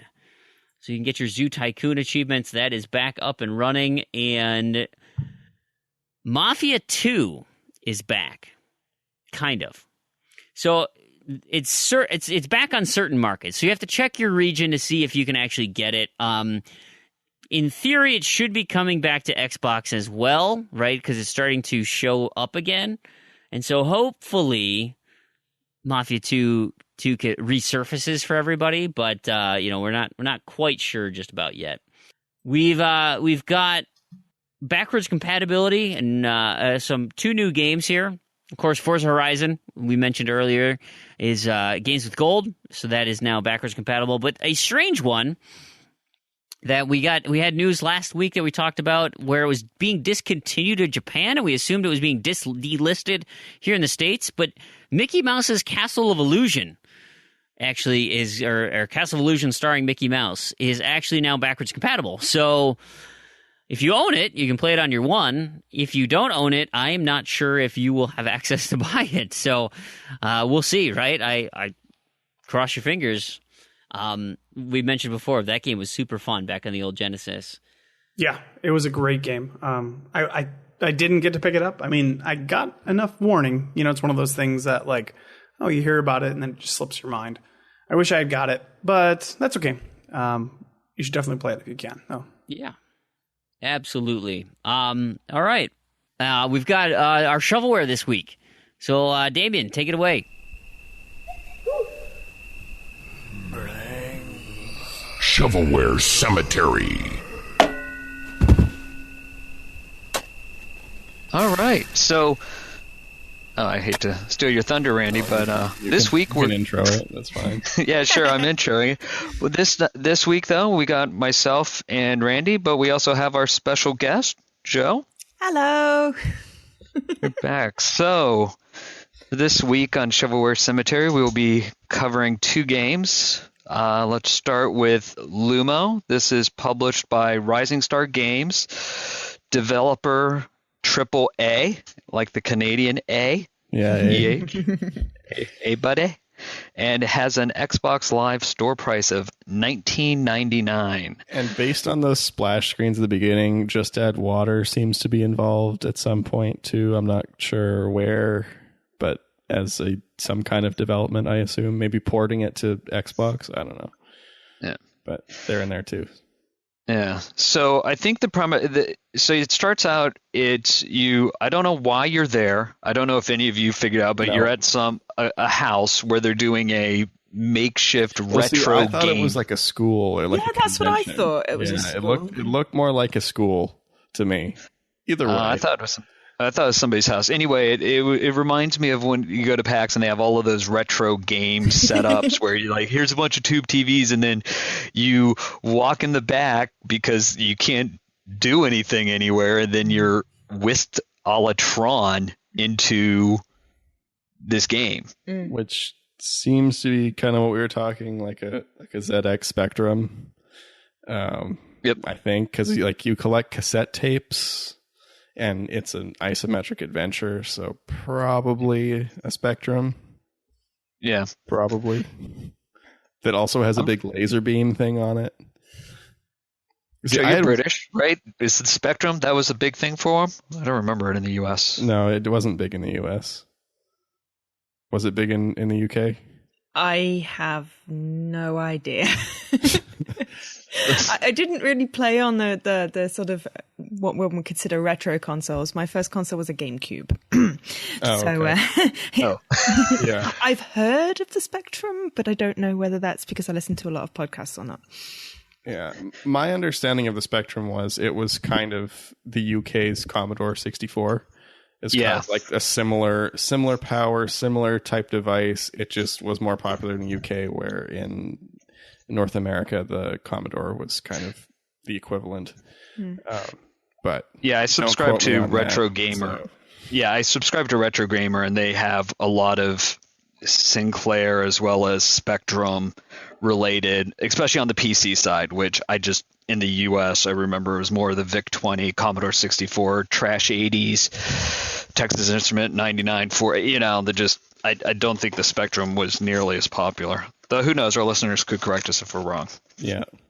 I will note at the beginning, I had way too much fun running around in that first sequence, just because this is, as far as I can tell, that model is only used on that screen. So it was kind of it's kind of a little rough. The movements are kind of goofy, and I don't know. I just ran around the kind of grassy area for a little bit, just enjoying it a little bit too much. It moved a little like a puppet, I think. Yeah, it's sort of it had a coat hanger up your shoulders. Yeah, I don't know. Which is kind of weird because it had nothing. I mean, and once you're out of there, it was one of those detached. Yeah. Okay, that's actually not the game. Here you go, and you're whisked into the dungeons of LUMO, which, as Randy said, it's an isometric game. The one thing I did that I liked at the beginning was I had a choice in controller scheme, because. Oh my god, yes! I was like, that's brilliant, because I can't do the whole thing where you're hitting up and you're actually going left, up, left, rather than So I got to fix the controls, which was brilliant. Yeah, I played on the up is up kind of thing. So if I wanted to move in a straight line, I'd have to hold two pieces of the D-pad, but I didn't have any. It really wasn't an issue for my playing. But I will say, even with being able to control how I went, once you start getting into the game and playing, I just realized why I hate isometric. Just even with the control scheme, when you start trying to collect things and going, where am I jumping? Am I going to hit? It was that bouncing and I overshot it. No, I didn't go diagonal. I went it just becomes that frustration of I can't tell where I'm going to always land. Yeah, and there's sometimes invisible walls. There was one room where there were floating platforms and there was a duck right by the door. But if you tried to jump towards the duck at the wrong angle, you literally went flat into a wall. And then when you landed on the duck, then you could sort of halfway jump up the wall and then onto a little dissolvable platform to then go through a door. Yeah. That was the only room I had any glitchy bits in, and that was just seemed to be there's a invisible wall weird. and a invisible platform. Or I could just be really bad at jumping. Yeah, I didn't have any problems with that, and I don't know. I say I'm a fan of isometric adventures, but the first isometric adventure game I played was on Rare Replay because I had no idea they were a thing until Rare Replay came along. But I really liked them. I really liked I don't know. They felt like a real adventure game where you had to you had to imagine the adventure, and I don't know, something about them I really liked. So I really like it. I really like LUMO because it felt like that old game, the old games that I've played now, but it's not old. It's new, and it added some things that made it more playable. Like we mentioned before, the controller schemes. There's also the ability to kind of tilt the room a little bit. It doesn't let you turn it all the way around, but it just moves it a little bit to help you gauge depth. And that definitely helped some of the platforming. That being said, though, with any isometric game, platforming's hard because it's kind of 3D, but it's also not. So yeah, getting the ducks is pretty tough. That duck hunt achievement, I'm thinking you're probably gonna have to play at least 6 times through the entire game before you even stand a chance of thinking about attempting that achievement. Even with the dashboarding trick. Well, I don't know. If you really are okay with closing and restarting and reloading over and over again, you might be able to pull it off like second go, but I don't know. That's tough. It's a tough achievement. The achievements are not easy across the board. But yeah, they do work though. Yes, they do. Which is always good. They do work. The other thing is that I really felt like it was missing was it did not have an instruction manual. Oh, I kind of liked that. It didn't have any words. It felt like you could put your own interpretation on whatever the story was as to why you were suddenly a little person with a very large hat. And you had the controls in the book. So you could look up the controls, but it was a case of, it was a bit old school in the fact that you had to kind of figure out what you were doing. And I didn't think it was particularly tricky. Yeah, I like that It was good. you figure out what you're doing. I do like that, especially on the games that are like really kind of being true to old school where you just get thrown in. You don't know what you're doing. But I feel like a lot of the older games, they didn't have the story in the game, but they would be accompanied by a story. So you would get the book and you would read it and you'd say, oh, okay, this is what happened. So then you see the little bit where you walk in and you get sucked into the computer and then you know what's happening because you read the story in the book. And I mean, I don't know because obviously I didn't have a Spectrum. So maybe you did just get thrown in on the stories, but I don't know. It seemed like a lot of the Rare isometric adventures really kind of, they had a storyline that was continued. And I assume if they had instruction books with them that you would read about, you know, what happened to Saberman in this game and then what happened to him in this game. And then you kind of play it and you're like, oh, okay, that kind of makes sense. You know, you kind of bring them together, but. Yeah. And I think though to that, and I did like that where it had a retro, you know, the isometric view, which we haven't seen in a bit. It was still clean graphics that were done. You know, it wasn't like, let's go back to the 8-bit, you know, like some people have just cut the corner because they don't want to dev it. But it was, once you're going around, okay, I'm in this dungeon, and I played for a little bit longer, and I mean, it does have some throwback references to even Indiana Jones in there and some other stuff, but I was just kind of that compelling. Why am I here? Like, what am I doing in the and just after a while I was just into each tunnel, and I just didn't really have a sense of, other than you're just wandering around and collecting things, what I guess to get out, maybe. Yeah, the collecting things in particular was kind of, yeah, it's like, why do I need this SD card? I don't know. Yeah, Why and do you I mean, need the rubber ducks? Yeah. Well, there was a poster though. If you looked in the beginning, because when I was wandering around the field, I noticed that there's a poster that says missing rubber ducks. So there was a little reference to the ducks, but not the SD card. Yeah, and actually I collected some other things in there. There's a multi-face thing that you get later. Yeah, so you get more retro parts in there, which maybe this is all things that have been sucked into this device. I don't know. I mean, I guess other than the thing is, I guess you're trying to escape. Yeah, presumably. That seems to make sense. Yeah, but that's the thing. When for $20 for an ID title, that's been on the higher end of some of the prices that we paid. And again, there's a lot of things that this does well, and I think it was really good on how it redid the isometric. Gives some controller schemes, so it really didn't just, I think, cut corners. But in terms of the story and really, I mean, compared to like what we played last week with like Teslagrad, I did not get sucked in like, oh, hey, I really want to figure out what happens. And the story, seriously, I've sunk a few hours into this thing. And if I came back, I'm like, I'm just still in a dungeon trying to get ducks. I don't know. Yeah. That's fair enough. I thought the one thing... I thought the one thing I really liked was at the very, very beginning. It's like, choose whether you are male or female, and then pick a color. And I really liked that. And I got to be, I'm going to say a girl because it looked like it was a school, wearing yellow. So I was a little yellow wizard with an overlarge hat when I like got the sucked colors. in. Yeah, I did like getting to pick colors because, I mean, really, like, how much effort does it take to swap the colors? Exactly. Not much.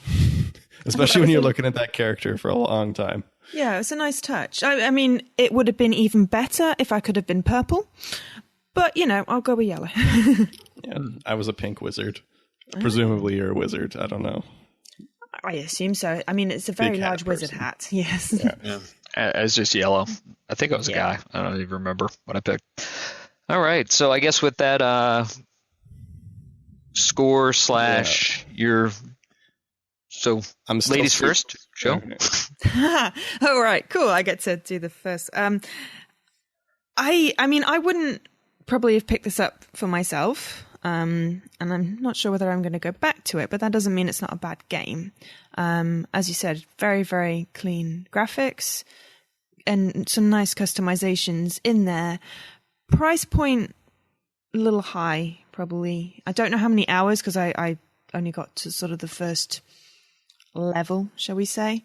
I don't know how many hours you get out of it, but for $20, what's that? 16 pounds? That's about what Inside was, wasn't it? Yeah, I think Inside was also $20. Yeah. So, I mean, if you get like 10, 15 hours worth of gameplay, then I think that's worth it, because that's, a couple of films at the cinema type price. Do I have to give it a score, or is it it's the usual, either Bury, Purgatory, Sanctuary? All I'm going to say, it should be Sanctuary, because I'm going to be positive about it. I'm still super torn because like it did isometric so good. Like that's like you can't get better than that with isometric. But at the same time, $20 is really steep. It's like, even if it was 15, which would still be a little high, but not like in the it doesn't hit that $20 mark. And like $20 mark with indie is like, that better be a big game. Like, I mean, in terms of like, I don't know. I want to say like, that's like AAA indie price. Usually some of them go higher, but it's, I want to give it Sanctuary. But I'm having a really, even as, I guess, as much as I call myself a fan of isometric, I feel like that's wrong to call myself a fan of isometric games. But I don't know. If it was 15, it would be Sanctuary. I'm going to have to give it Purgatory just because of the price. I can't quite, because like there was nothing bad about it, and that's other than the price. And I think I have such a screwed view of value, and I understand where you're coming from completely, but I'd have to agree. I was going to say this comes down to if you are a huge fan, like if you really like that nostalgic, you want an isometric game, and that's what you're really looking for on that price point. Yeah, it would be great. If you were ever not compelled to have an isometric game, that price point of 20, it didn't have a story for me. I just, as I said, I put hours into it, and I don't feel like what's going on. I'm still not aware of what's going on. And for that price point, and with other titles that I've played, I've definitely been brought in more where I want to go back and do this. This just seems more of a, even if I got through the game, I don't know if it would take getting all the way through to finishing it to go, oh, that's what this was all about, to even want to go back and to do the other objectives. I mean, if you want a challenge, it's a good game. If you want an isometric, it's a good game. But unless you are in the market specifically for that, it's a really high price point to just say, oh, it's something I want to dabble in. Yeah. So that's for me. I think that's really, and that's why I'm so like torn on it, because like if you really got into it, like if you were saying I'm going to go for this completion, you're going to get like hours and hours and hours and hours out of this game. But just for most people, it's going to be really tough to justify that price point. Yeah, I think so I'll do Sorry, go ahead. I was just going to say it's such a shame that I just think that it's such a shame that $20 is considered high for a game, considering how much effort goes into it. But on the other hand, I can see completely where you're coming from. Especially when we segue now to our next game, Nightmares for the Deep 2, The Siren's Call from Artifex Mundi, with an Xbox Live price of $9.99 on sale for $8.99. Yeah, but this is a shorter game. Yeah, true. Yeah, but for people going for 1,000 gamer score, they're both 1,000 gamer score. Well, and just the thing on price too. I mean, like we always factor in price. So, you know, because we don't want to judge these games like a $60 AAA game, like, because it's not fair. Because then they would all be buried, because that's not a fair comparison. So I don't know. I feel like when you price it, you kind of have to like benchmark yourself against other things at that price that are also available. I don't know. Yeah, if you only had $20 to spend and you had two games to choose from, say between this or Inside, you know, I still need to play Inside. Yeah. I don't know. I still think it's the Chasing Amy. It's not Clerks. I still don't get that reference either. I do. I get it. I just haven't watched the movies yet. You've never seen Clerks. You've never seen Mallrats. Haven't seen Chasing Amy. Those are very 80s movies. No, they're 90s. Oh. Very 90s movies. Okay, 90s movies then. Well, come on, the original Jay and Silent Bob. Oh. Yeah. Common greatness. So anyway, so Nightmares from the Deep. We'll start with you again, Joe. I love these games. Artifex Mundi. They're like, because I'm a massive fan of point and click adventure, and I really like the fact that all the protagonists are women, because that really speaks to me. And I've pretty much binged all 5 of these now within the last couple of months. So yeah, I have to say I love these games. This one seemed much smoother. I don't know whether I was paying more attention to it, but the puzzles seemed to make more sense contextually with the story. Because sometimes I'd be like, and why am I collecting this? But this one, it seemed to sort of make sense that, you know, the window, you fix the window and then there was a beam of light and then it highlighted a floorboard. That made sense. And you collect random herbs to put in the coffee to put a guard to sleep. Also made sense. The Mahjong is still so clunky. It's really, really, really annoying to play with a controller. But everything else seemed a lot smoother. I don't know what you guys thought. Yeah, having just done the other Artifex Mundi game a few weeks ago, I do like that it takes a twist on like kind of tales you already know, especially if you've watched the Pirates of the Caribbean movie, and you kind of are, oh, the Kraken, I've heard of that thing, like there's enough, but it also is putting it in its own story, so it's not like you're following along going, I know exactly what's going to happen. I mean, you do in the sense that, okay, well, there's got to be closure, and I don't think this game's going to end me in something depressing, but as you said, while you're doing things and as it plays along, it is a story where you're kind of, I couldn't not finish my run through in the sense of, okay, well, what happened? Yeah. Just at least give me, and from a time perspective, if you're going for the full completion, you have to play it twice, because you'll have to play it for the hidden items. Then you'll have to play it through the Mahjong, much like the other one I did, the Beast one. I honestly do. What? Grim Legends? Grim Legends. Yeah, I play through on the hidden items, and then I switch to the last minute to finish it on Mahjong, because I just the Mahjong game itself is it's like playing the dominoes. I'm just like, oh god, I hated the dominoes. Yeah, so just to do that, knowing that you can kind of quick step. I mean, the Mahjong, at least, I don't mind Mahjong, but as you said, it's clunky to do it selecting with the controller. And if you're already playing through your second run through, at some point you're just like, okay, let's just quickly get through this. Yeah. But other than having it to do it twice through that, I mean, they do a solid job on a point and click game. If you're looking for a point and click with a story around it, what did I use last time to compare it to? What was it? The Disney, not the fairies, but like the Little Mermaid hiding. They do a much better job at a finding game than, I think. And at that price point, it's great. You get a few hours of enjoyment. I could say about 7 hours to go through both run throughs plus the bonus story. Yeah, I'm half. And for $10 for 7 hours, $10. It's really good value. And I mean, it's on sale at the moment, so it's even cheaper. I think also there's 3 of them out on PC for this. So this being the second one in a trilogy, it's a really compelling story considering it's the middle one. Because I've never played the first one, which I will say you don't need to play the first story to play this one. Yeah, I mean, other than then you'd know who it was. Yeah, well, yeah, but okay, I get whisked into another world, and okay, I'm got this octopus thing. I guess I would have known why she was at a museum at the beginning. Oh, she's the curator.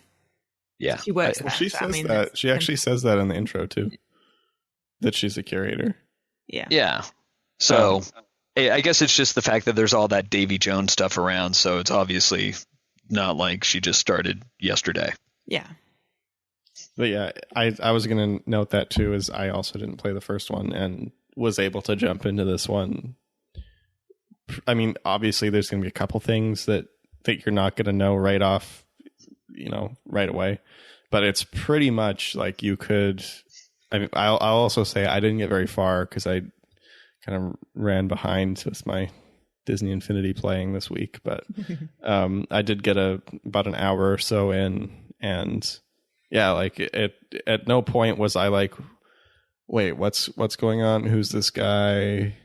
Having not played the first one. So it seems to function fairly well as just a standalone too, which is nice, especially in a really story driven kind of genre like point and click, where there's not really that much gameplay. And it did feel like a good old point and click, in a good way. I like that about it. So Joe, I guess closing thoughts on it. You giving it Sanctuary? Oh, what? Yeah, I mean, go buy this game. Buy all of these games. They're awesome. Very, very much Sanctuary. And for you, Randy? I agree. It's totally at $10, easy Sanctuary. Yeah, really I think we have See, we have a consensus. We give Sanctuary. Yeah. All right. I want to give LUMO Sanctuary. I'm so torn on LUMO. Still torn on LUMO. Maybe I need to play it more. I'll change my mind. I don't know. We'll see. All right. Well, thank you guys. Thank you for accommodating my weird hours. No worries. And I want to introduce the show I talked about at the beginning here in the intro, my Achievement Guru game show. Actually, Proulx, you're a part of that show. We recorded it early with a nice community crew. Had some fun, a little learning that we were doing, and so hopefully you guys enjoy it. And hopefully we can run this again and have different people from the community be a part of it. It was fun to have, fun to do, fun to talk to people. Proulx, do you got anything you want to add? Yeah.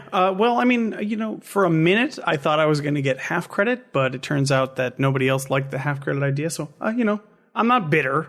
I'm not saying anything bad about it. No, it was actually a lot of fun, and it was tough. I will say that it was tough, and I hope that we can we can do it again, and we can and have a lot of fun with it because it was cool.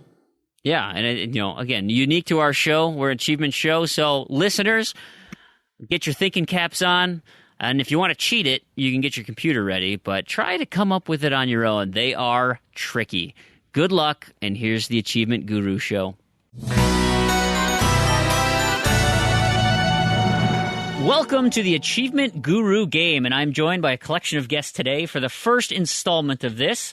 Now, many podcasts showcase a trivia or quiz game.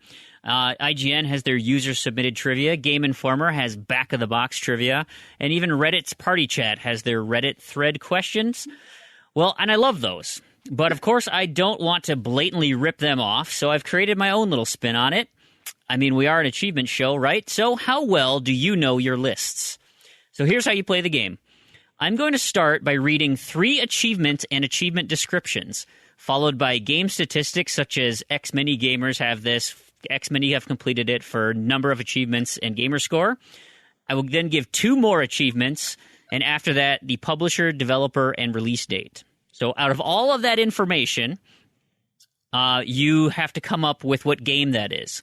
Now, I've cherry-picked these achievements, so there are going to be clues within the achievement that will help you identify the game. Now, some of them are really tricky because I've actually looked through these lists, and so I've tried to do my best, but there are some, that are a little easier than others. So, when you think you know the answer, say your name out loud, wait for the acknowledgement. I mean, unless it's very clear it was just you, but if there's like a tie, you gotta let me tell you who I heard first, then you can provide your answer. If you're wrong, you may not guess again for that round, whatever that game was. You're out of the running, so you get 1 shot. I've pulled a bunch of random games for the True Achievement database, and so we're going to play to the first person to get 5 points, unless I run out of games. Okay? Finally, I'm trusting all of you not to cheat, despite sitting in front of a computer where you can literally just type in the name of the achievement I say and find the game. So we're playing honor system rules here, and I feel like I can trust all of you to do it. So let's introduce the contestants today. We have Damien. How are you doing tonight? Are you going to answer, Spazpole? Yeah, it helps if I didn't have my mic muted while you were talking. I'm doing great. Good. It's like a conference call. There you go. Proulx is here with us. Ready to win. Fantastic. Stushniken is on the line. Hello, hello. Wonderful. We've got M. Good evening. And Big L. Good morning. That's not quite right, but okay. Anyway, do we have any other questions? Anything I was unclear on? You guys feel like you're ready for this? Ready. Ready as we're going to be. Fantastic. All right, let's get started. Game number 1. So I'm starting with achievements and a description, and just feel free to interrupt me whenever you think you know. Here we go. Diaper Dandy. As the lead profile, sign a McDonald's All-American recruit in Dynasty mode. Number 2. Move over, Duke. Win 30 games or more in 3 consecutive years in Dynasty mode. Number 3. Who's behind the door? View the game credits from EA Sports. Oh, Spazpole. Okay. I think it's an NCAA. Oh, God, I wouldn't know. It's an NCAA football 2013. Wrong. I'll finish reading that one. Who's behind the door? View the game credits from EA Sports Extras menu. Now, there are 20 20 achievements worth 1,000 gamer score. 34 gamers have it tracked, and 177 have it completed. The fourth achievement, NIT Season Tip-Off Champion. Play and win the last game of the NIT Season Tip-Off game mode, all conference difficulty or higher. The last achievement. Stush, what's up? That's got to be NCAA basketball, like 2013. Nope. Last achievement, show off. Make 20 straight baskets in campus hoops. Dunks don't count. Game information. Developed by EA Canada. Published by EA. Release date, November 16th, 2009. Proulx. Double NCAA basketball 2009. No. Oh, Big L. L.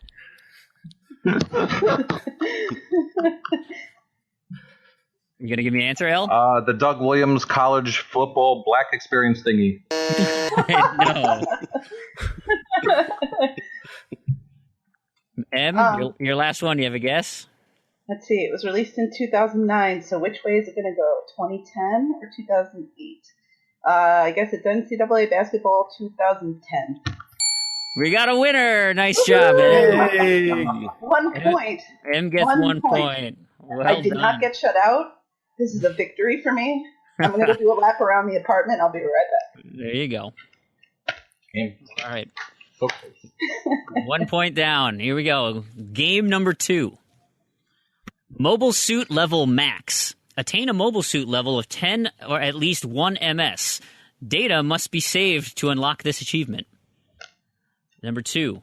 Total shot down 100,000. Shoot 100,000 total enemies. Data must be saved to unlock this achievement. Number 3. Official mode. All characters. Clear official mode using all characters. Data must be saved to unlock this achievement. There are 15 achievements worth 1,000 gamer score. 7,300 tracked gamers. 1,860 have completed it. 25%. Original mode. All characters. Clear original mode using all characters. Data must be saved to unlock this achievement. Mobile suit gallery complete. All mobile suits in the mobile suit gallery. Data must be saved to unlock this achievement. The developer, Omega Force. Published, KOEI. 28th of August, 2007.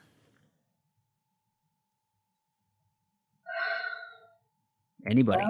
Anybody? No Any random idea. guests? Mobile Suit Gundam something or other. That was not correct, Proulx. It's something or other that put you over. Yeah. So Proulx had his guess. Anyone else want one final shot at this thing? It's It's a tricky one. All right, we'll move on. The answer was Dynasty Warriors Gundam. Damn it.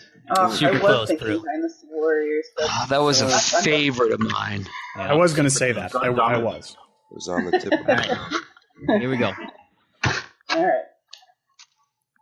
Game number 3. Mastered Your Fear. Complete the Perseus Mandate campaign without dying. A player to fear. Kill 10 players without dying in multiplayer. Test drive the new toys. Kill players in ranked multiplayer with the VES, K3BT, LP4, TG2A, and Type 12. There are 41 achievements for 1,000 gamer score. 9,200 tracked gamers. 410 have completed it. Only 4.5%. Fear the Reaper. Oh, Go ahead. Spazpole.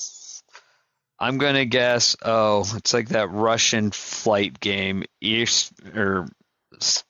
Oh, God, I don't even know the name of it.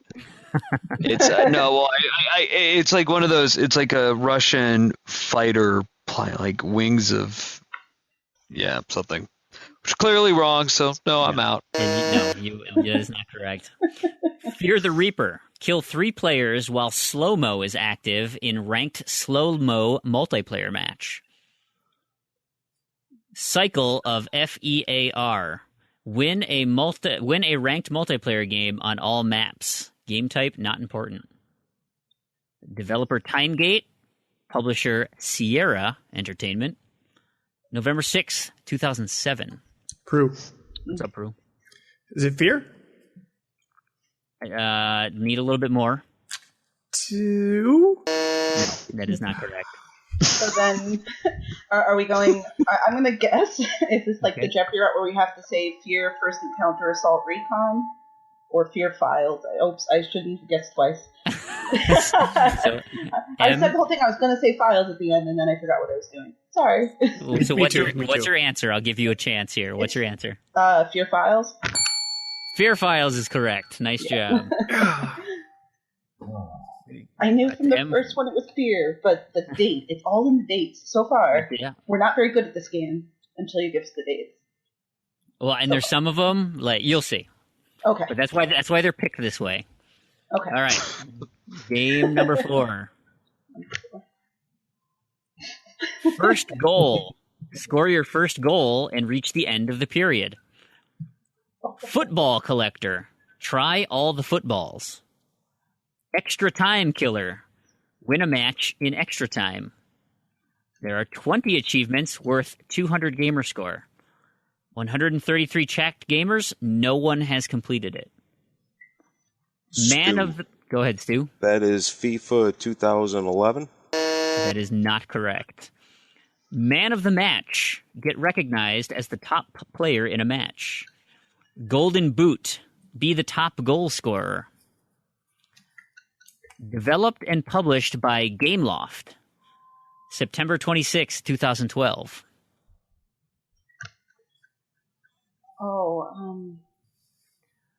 See, this is the one where the developer and publisher. That's pretty key right there. I can't think of the title. I'll guess anyway. Is it like Serious World of Soccer? That is not correct. Something. Any other guesses?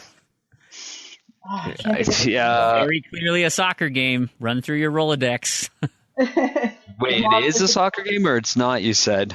No, it definitely is. Football Manager. Gameloft is a hint. The big one. I was going to say, I don't know soccer, unfortunately. All right. FIFA? No, it is Real Soccer on the Windows Phone. I knew it was a Windows Phone game, but... Yeah, that's the Gameloft thing. I only know a soccer game. Here we go. Ready? All right, we're ready. Full lock is bomb. Full lock bomb. That's the description. And then there's a bunch of kanji. 10,000 hit. 10,000 hit kanji. Black label novice kanji. I can't read Japanese, so. Kanji bomb kanji secret. Oh, which visual novel was this? This actually has words in it, though. Yeah, there are 50 achievements for 1,000 gamer score, 486 track gamers, 6 people have completed it. We have kanji bomb style, kanji, black label, kanji. And then we have kanji power style, kanji, black label, kanji. Developed and published by Cave, February 3rd, 2011. Does anybody know their Japanese games well? I know enough to know it's a shoot 'em up. Can I get partial credit? It is a shoot 'em up. Great job. All right, the answer is Dodonpachi Resurrection Black Label. Of course. On the tip of my tongue. Tarragon would have got that. Tarragon. That's such a classic. I mean, well, I think it's bad. You're the only person here with a Japanese console. That should have been a gimme. Yeah, that's what I said. Like the minute it was like shoot 'em up, you're like, I only do visual novels. Why else would you own a Japanese console? That was a softball that requires skill. All right, here we go. Next game. You've earned it. Earn the mask. Finish the campaign on veteran. Sprinter. Reach the exfil chopper with 1 minute and 30 seconds or more remaining on the clock. Secret achievement. Loki. Commandeer the enemy space station. Complete Loki on any difficulty. There are 91 achievements, 50 without DLC. Spazpole. What's up? Call of Duty Ghosts. Nailed it. Nice job. Yes. I remember Loki. Way to go. On the board. Good for you. At least I'm not shut out. That's all I care about. Yeah. Right? That's it. The other achievements were Federation Day, gather intel on Rourke, and Ghost Stories, escape. So there we go. Nice work. Here we go. Next game.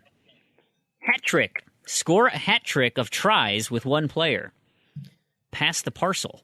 Perform 10 offloads to receivers in a match. Mind Reader. Intercept 3 passes in a match. Spazpole. What's up? Madden 2013. That is incorrect. There are 35 achievements for 1,000 gamer score, 815 gamers, 26 have completed it for 3%.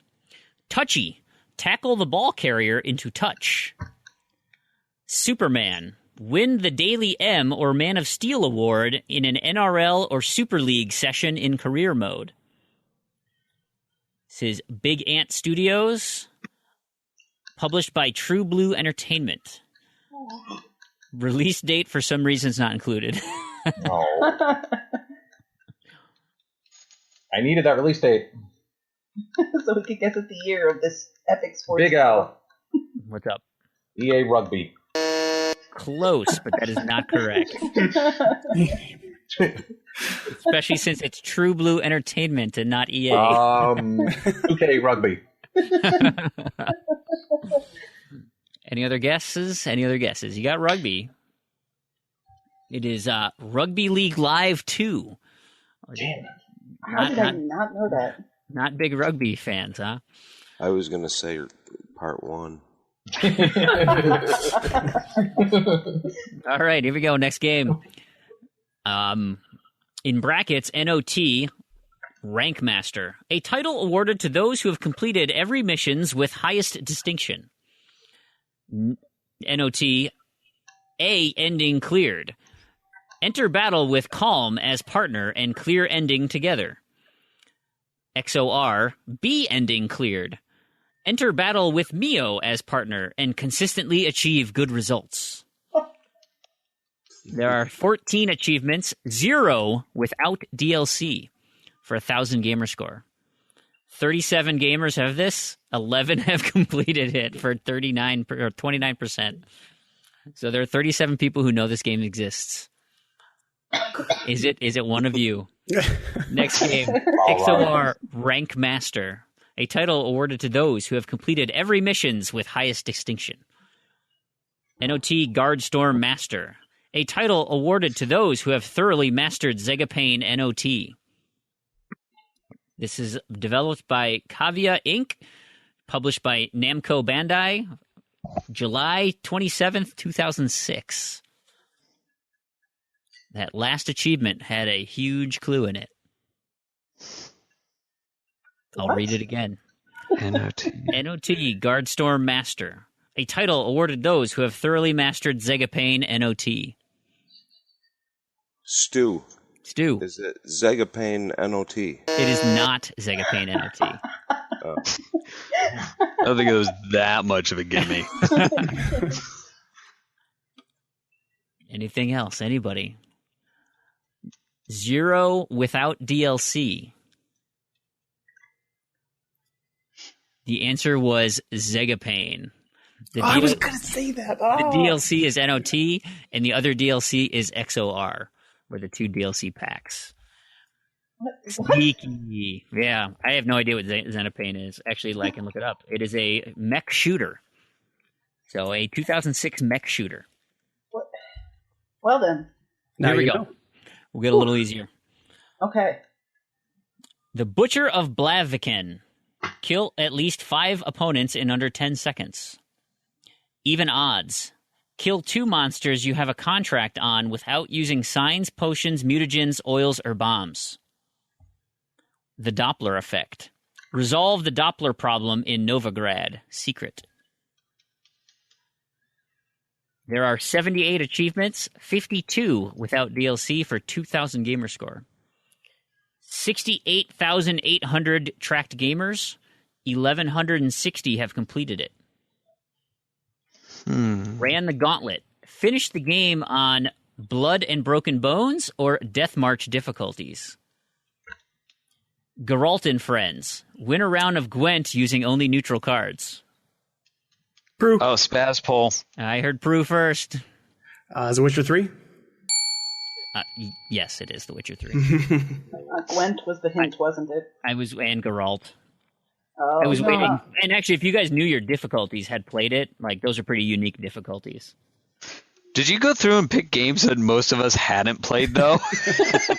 No, I literally hit random.org off of Tarragon's list, so these are literally every random game possible. I did delete the ones that haven't released yet, but and the ones that are 100% Japanese. Like, I couldn't possibly read a single word.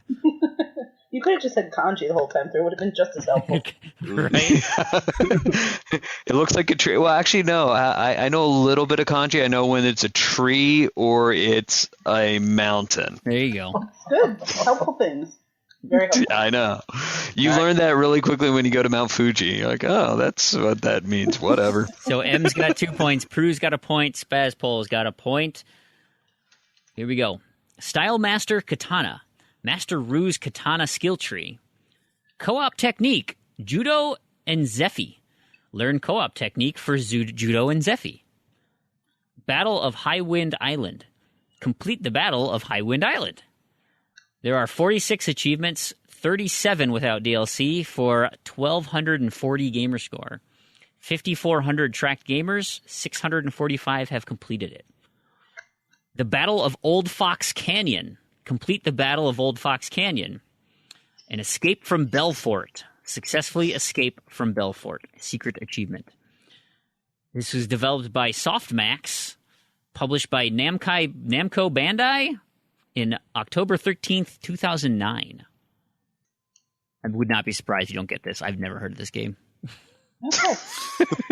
Magna Carta 2. Magna Carta 2. Oh, okay. All right, like, was it something against games that were released post 2010? There's just so many of them, right? Here we go. This is one that I think people have played. Yahtzee. Win one game of original Yahtzee, hands down. Spaz Poll. Go ahead. Yahtzee, Windows Phone. And that is incorrect. On Patrol. Be a police officer and bust another player for speeding in the game of life. Potato Party. Oh, God. Unlock all Mr. and Mrs. Potato Head costumes. There are 40 achievements for 1,000 gamer score. 1,400 tracked gamers and 114 have completed it. Bop It Maniac. Complete 100 Bop It actions in a row without a mistake in single player and passing play modes. Proulx. Is it Family Game Night? I think I need a little more information from you. Family Game Night 2? No, let me. I gotta look this up. They might need a ruling on this because I think there are multiple. Going to the judges. I think I was just gonna say, unless you're talking, just you need the company's name at the beginning of the title. No. Oh. Well, I don't think Game Night 2 came out on the 360. It did not. I believe Family. So, Proulx, yeah. I'm going to deny you the point. That was not correct. I will try with Family Game Night 3. That is also not correct. M. Stush. What's up? Or L. What's up? Family Game Night 4. That is also not correct. Stush, one guess? Well, part 5. No, it is Family Game Night Fun Pack. Oh. I was so close. You were super close. All right, here we go. This Crandy would get this one for sure. Let's see if you guys can. Everything stopped. Press the pause button during a stage. Secret achievement. Xbox 360 arcade. Secret. Yeah, it literally says all of that. Wow. Triple 100 millionaire. Score has reached 300 million points. Secret achievement. Xbox 360 arcade. Secret. Eldest daughter. Clear the game with Rosa. There are 50 achievements for 1,000 gamer score. 4,800 tracked gamers. 3 people have completed it. Descent to Hell. Select level 3 5 times while playing. The True Tyrant. Defeated Bloody Jitterbug. MBL. Secret. Spazpool. Spaz? Death Smiles? Nailed it. Nice job. Yes, it was indeed Death Smiles. Well, that's the other thing I took out, all the variations. So you didn't have to say Death Smiles Japanese. I moved them all to... No, I was actually looking for the Japanese pack, even though the achievements are the same. And I was going to say with Ghosts, I mean, that could have been, 1 or 360. Yeah, no, I'm not doing that. That's super cheap. All right, here we go. Nice job. So tie it up. M2, Proulx 1, Damien 2. Star Pupil. Win 50 fight with a 3-star rating. Golden Opportunity. Collect 50,000 gold from habitats. Academy Action. Upgrade the Academy to level 2. There are Spazpool. Spaz? Ice Age Village? Incorrect. Oh. There are 17 achievements worth 200 gamer score. 4,100 tracked gamers. 918 have completed it. Beat the Boss. Beat the boss at Eliza's factory. Oh. In the Zone. Score 5,000 perfect hits. This is a Gameloft game. June 22nd, 2015. I know you know it too, Damien. That's just... Oh, yeah. Now I am. If nobody gets it, I'm going to say it before you tell everybody. But anybody have a guess? No. Frozen? We've talked. You may not have heard it on our show. I'm wondering if we ever talked about it, but I don't think so. It's not Frozen, Proulx. Yeah. Any other guesses? Can I build a snowman? All right, Damien, what's the answer? Dragon Legends Mania. Well, Dragon Mania Legends, but Dragon I would Legends, have given it to you. Yeah, my son's playing the other Dragon game that you can get through the Amazon store. So yeah. I remember that. But I knew it was a phone game the minute you're like, oh, it's a Gameloft phone game. And then afterwards, then you're like, oh, it's this factory. And you're like, nah, it's the Dragon one. Yep. That's why I saved those two for the end. Yeah, it was the habitats. Messed me up. All right. It's going to be really embarrassing when a game that one of us has completed finally comes up and we're all still sitting here like, and that's why. But I completed that game twice. The stack. Yeah, and that's why, because I felt everyone was. If you had played it, that perfect hit one was the one that probably took the longest, right? Yeah, I should have known that for just going like, oh yeah, that was. I do like I do like your enthusiasm, though. I'll tell you what. Here we go. Red Baron. Kill 10 players in multiplayer without dying. Bird Collector. Unlocked all planes in a single-player campaign. Go. L. Snoopy Flying Ace. That is not correct. Good guess, though. Liberation of Balkans. Complete Chapter 7. There are 24 achievements for 1,000 gamer score. 550 tracked gamers. Almost 200 have completed it. The Siege of Tobruk. Complete Chapter 1. Red Air Force Officer. Win 5 multiplayer matches with the Red Air Force team. This was a Games Farm SRO published by Bit Composer Games on September 28th, 2011. This is one game in a series. Vehicular combat, air combat is the genre. Plane game? Is that your guess? No, sorry. No. The shoot 'em up airplane flying game. Air conflict something. Very close. Wait, Hawks? Proulx. No, it is not Hawks. Proulx? Air conflict Vietnam. Very close, but no. It was Air Conflict's Secret Wars. Ooh. The Balkans should have was not in Vietnam. Yeah, I guess that would make sense. I'm going to petition for partial credit. No, not Gotta the give him a heads Balkans or up. the Falklands? No, I'm saying, yeah, Vietnam was the only. These Here are we go hard, now. man. These are hard. They are tricky, especially when you're just trying to come up with the top of your head. Here we go. None of us are cheating, at least. I know, right? I actually really appreciate that. Are we allowed to yet? Spice it up a little bit. Yeah, I think so. I think this is more entertaining when we actually are honestly sitting there with no clue. Like, oh, really? Here we go now. Ready? My Own Power. Complete 5 levels in motion mode without using bombs, cannons, ice, or magic wands. Builder. Create 20 tile sets in the Infinity Level Editor. Spazball. Yeah? Disney Infinity 1.0. Not correct. Oh. Wisdom. Complete all 5 stories in Tales mode. There are 12 achievements for 200 gamer score. 833 tracked gamers. No one has completed it.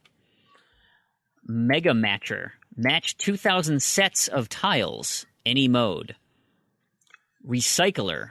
Finish motion mode without throwing any tiles into the trash.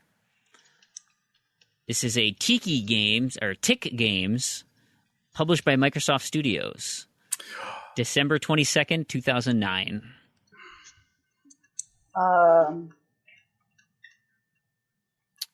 Anything. Mahjong. A little more specific? I got nothing for you. Make up another word? Microsoft Mahjong? Very close, but no. No, it's not. That was released more recently. I should be giving out half credit for these. The answer is Mahjong Wisdom. It's a PC game. PC game. Ooh. Yeah. I'm gonna give you Retro a half point for your air conflicts, and I'm gonna give Em a half point for her Mahjong guess. Wait. Do I also get half credit for Family Game Night? Because I feel like that was pretty close too. Sure. Yes. Sounds fair. I said rugby. All right. I did something. Well, that's the slippery slope, right? Because I said air conflicts first. She did. Yeah, that's true. I think half credit's probably a bad idea. You can have half Jeopardy, credit. like, you don't do that in Jeopardy. You know what, Alex? Good. You know what? That was really close. I'll give you $500 for that. You know what? I vote that Stush and El can split our half credit. There you go. All right. Here we Thank go. you. Next one. Get a cube. Cube get. Cryptographer. There are patterns everywhere. Haikus, not epics. An anthology of zoo technology or knowledge. ZU knowledge. There are 12 achievements for 200 gamer score. 25,000 gamers have this game. 4,800 have completed it. A numbers game. A cube for counting. Mightier Than the Sword. A cube for writing. Developed by Polytron. Published by Xbox Live Arcade. April 13th, 2012. Follow-up clue. One of my favorite games of all time. It's got to be zombie related then. It is not.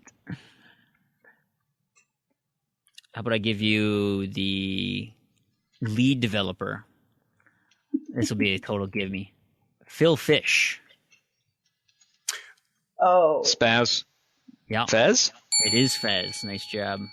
You know your developers. Yeah. Well, Phil Fish. You know that guy. Yeah. That guy. All right. Next one. Sandbagger.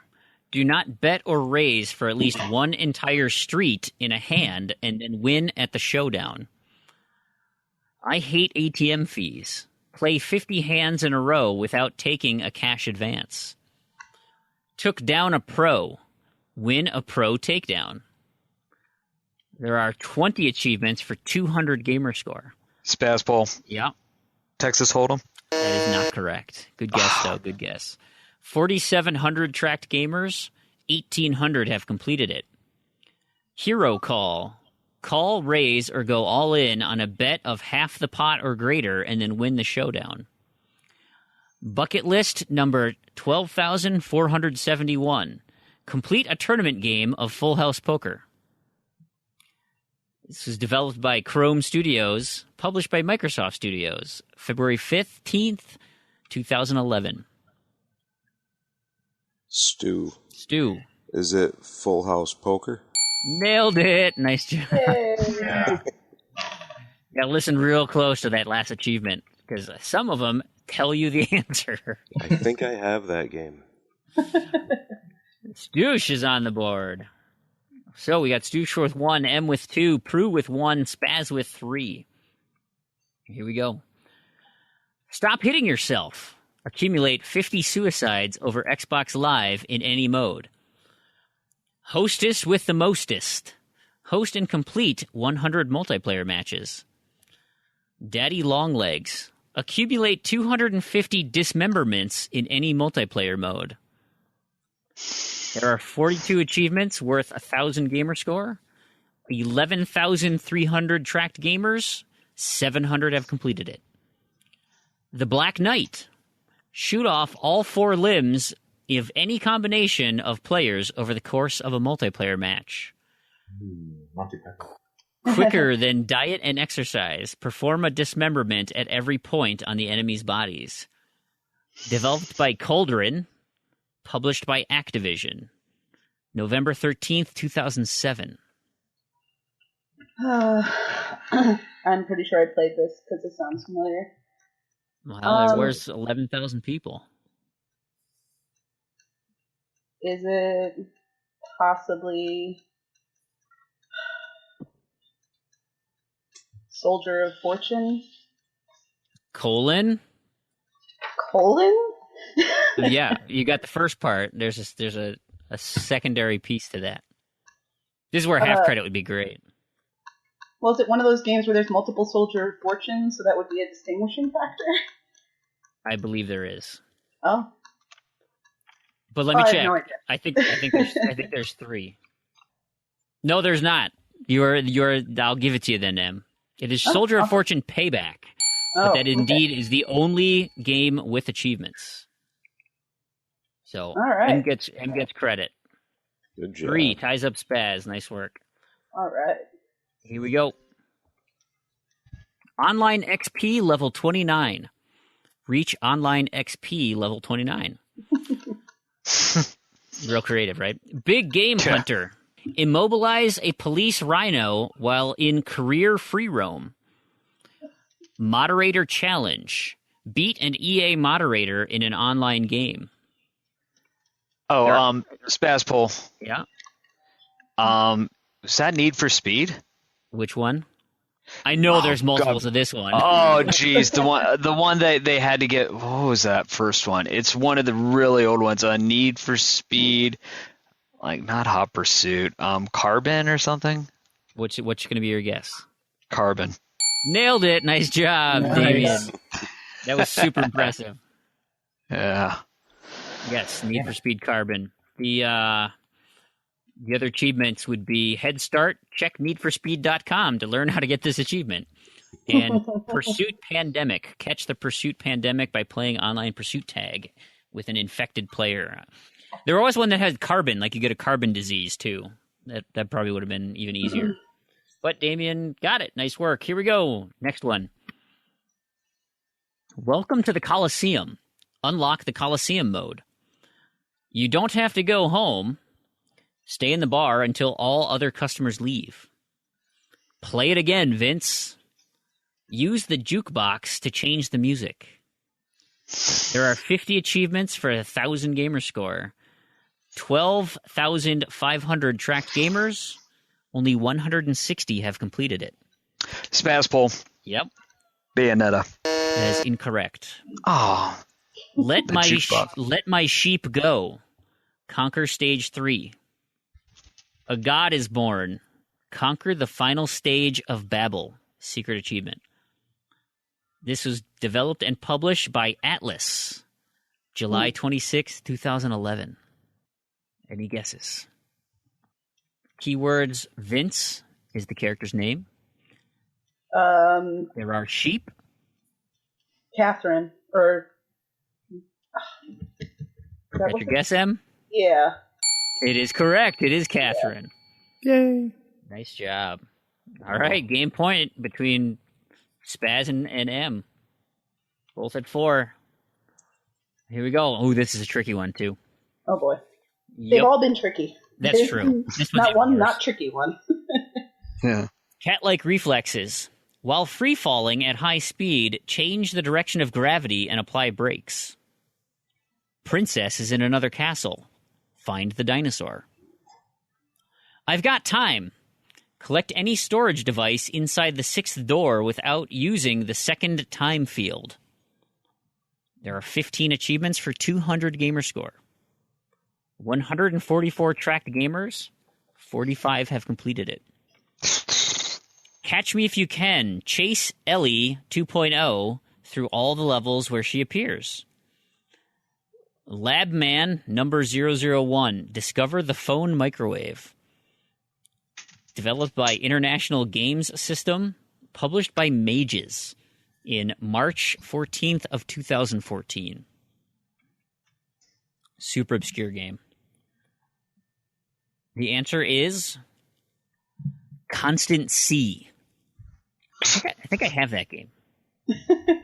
Yeah. Did that as part of your BALROG?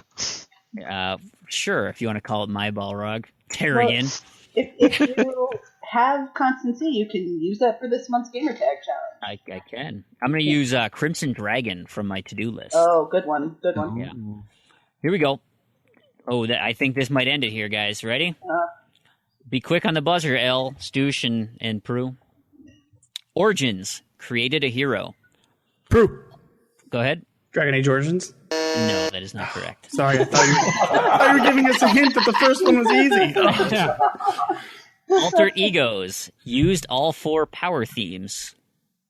Great Responsibility. Used your powers on an object in the play space. There are 7 achievements worth 50 points. 6,800 tracked gamers.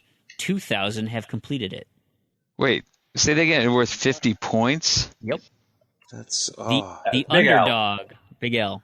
That was the Disney toy box. That is not correct. The underdog disrupted all 4 main powers during multiplayer. Primary player rewarded. Global Hero. Shared with ConnectShare.com. Oh, Spazpole. Yep. It's oh god, it's that Connect Fun Lab game. Yeah. Oh, super. No, What's it was called? it Mutate? What was it? Mutate this? What's it called? Mutate this? Is that your answer? Yeah. That's not correct. Stush, M. I don't know. It was developed by Smoking Gun Interactive, published by Microsoft Studios, March 26, 2012. Was it Mutation Station? That is not correct.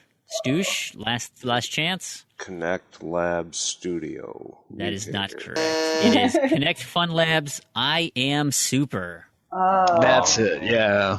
No, I know there's the Mutate one. There was the superhero one. You're like, what was it called? Yep. Oh, that was good. All right, here we go.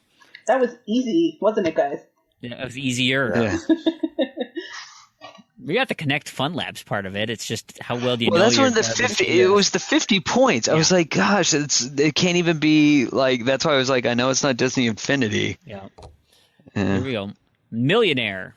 Collect 1 million doubloons. Single player only. Arcade Master. Complete any arcade chapter below the target time. General. Don't Go Alone.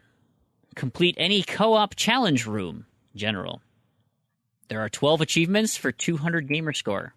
11,000 tracked gamers. 1,400 have completed it. For 12.8%. Enthusiast. Collect 10 Marks of the Gods. Single player only. That's Teamwork.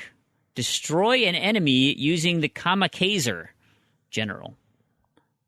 This is a Housemarque game published by Ubisoft. April 27th, 2011. Big L has played this game. Outland? Yeah. Is that your answer? Yeah. Outland it is. M, you are the winner. Congratulations. Yes. Because I know more about Elvis than I know about my own. There you go. Yes. That's fantastic. I still don't even know that game. I'm like, what? Let's see. How many more did I have? That worked out okay. I thought we'd be in big trouble. We only went through 23 games. But how many of those had no clue? Yeah, I think if it's okay to make a recommendation if you do this in future iterations, because it was fun, is maybe set some parameters like played by over 15,000 people or restricted to like one game in 2010 and one in 2000. I could do that. Because there was a lot of stuff that was just so esoteric. I'll curate the list a bit better. It did take a while to put this together. Start easier and get really easy. Start with Call of Duty Ghosts, work to Constancy. I was surprised. Damien, you impressed me. There was some good guesses there. And thank you too. Fantastic. Well, congratulations, guys. That was the first episode of the Achievement Game Guru. How well did everybody do at home? We can talk about it on the forums or in Discord. Hope you enjoyed it. We will maybe try and set this up at another time with slightly easier lists. I want a rematch. We'll put you on the list, Big L. All right. Did you even get on the list, Big L? What were the final scores? Snap. The final scores were we had M with 5, Spaz with 4, Stushniken with 1, and Proulx with 1. Big L, goose How's it going? I love that he was trying to throw you a bone at the end. L, it's on your TikTok. Yeah, you even told me to play the game. I'm like, the balloons, that's what Disney movies is that. You literally told me, like, you should play Outland. It's really good. Oh, man. All right, fantastic. Well, thanks again for listening, everybody. Well, I don't have any zombie news this week, so we'll just get this show wrapped up. I want to thank everybody so much for listening. We hope you enjoyed it because it was so much fun to record.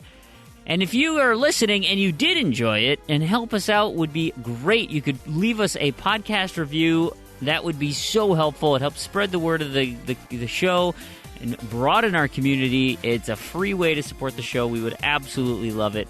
You could always visit our website, Zed2Zed.com, for all of the show notes, credits, links to things that we talked about. One of the easiest ways to contact us is through Twitter. That's at Zed2Zed, ZEDTOZED. We've got that email address, contact@Zed2Zed.com. We've also got a leaderboard set up over at TrueAchievements.com. We've been sending out updates for our random to-do lists. Of course, when the podcast is launched, you get notifications for that. It's a great way to reach out to our listeners. I do want to thank all of the sites and tools that help us make this show: Libsyn, Discord, Trello, Twitter, Discourse, and Zencastr. You all provide awesome tools to help us make this community and show work. And of course, all you awesome listeners and people who help us out constantly. We could not do the show without you, so thank you so much for being a part. I do want to give a quick shout out to all the websites that helped us out and helped make achievement hunting a reality. This week, TrueAchievements.com, Game Informer, Kotaku, Bungie, Engadget, Blizzard and Activision, Campo Santo, and all of the other dedicated achievement sites that are out there. Of course, last but not least, Microsoft for the awesome Xbox One console. So on behalf of Damien, Proulx, Crandy, and I've been Brandon, and to all you achievement hunters and Gamerscore junkies out there, thank you so much for listening, and we'll catch you next episode.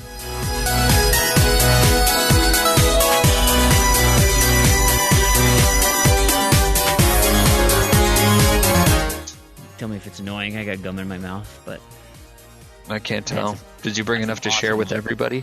Awesome brisket tonight, so I've got all this just savory meat in my mouth. Wait, what? I had brisket last Dude, what is up with you with saying things that just sound so inappropriate? Talking about getting me off, now you got all this meat in your mouth. Something you want to tell us, Fream? I probably shouldn't have hit record before that. Anyway, here we go. Ready? Aren't we supposed to let Fream start his intro? Yep. We're supposed to talk about food for 20 minutes because that's what we do on Z2Z now. We talk about soda. Well, no, we got into fries last time, or not last time. That's true. We have another food question, so just we'll have the discussion. All right, go Fream. Go. Here we go. I'm hosting. It's websites. That's so I'm getting you like look up stories and stuff for the show, and so it's just killing this. So Fream, how's your daughter's engineering going? I think she's laying down. Oh, she's making noises now. Oh no, she's singing. Do you want to build a snowman? I'm gonna be so happy that I'm gonna miss that. Tarragon's gonna have a frickin' conniption with trying to figure this thing out. Hey, look on the bright side. At least he hasn't been on the show all week, so it's not like this took up his time too. What a disaster of a show. Well, man. A lot of moving parts, I suppose. What the hell, right? All right. Wow. I can't believe we made it through that. That was a disaster. Holy crap. I don't even know how Tarragon's going to put this together. Lots of files. It's like frickin' Humpty Dumpty. He's got all these pieces.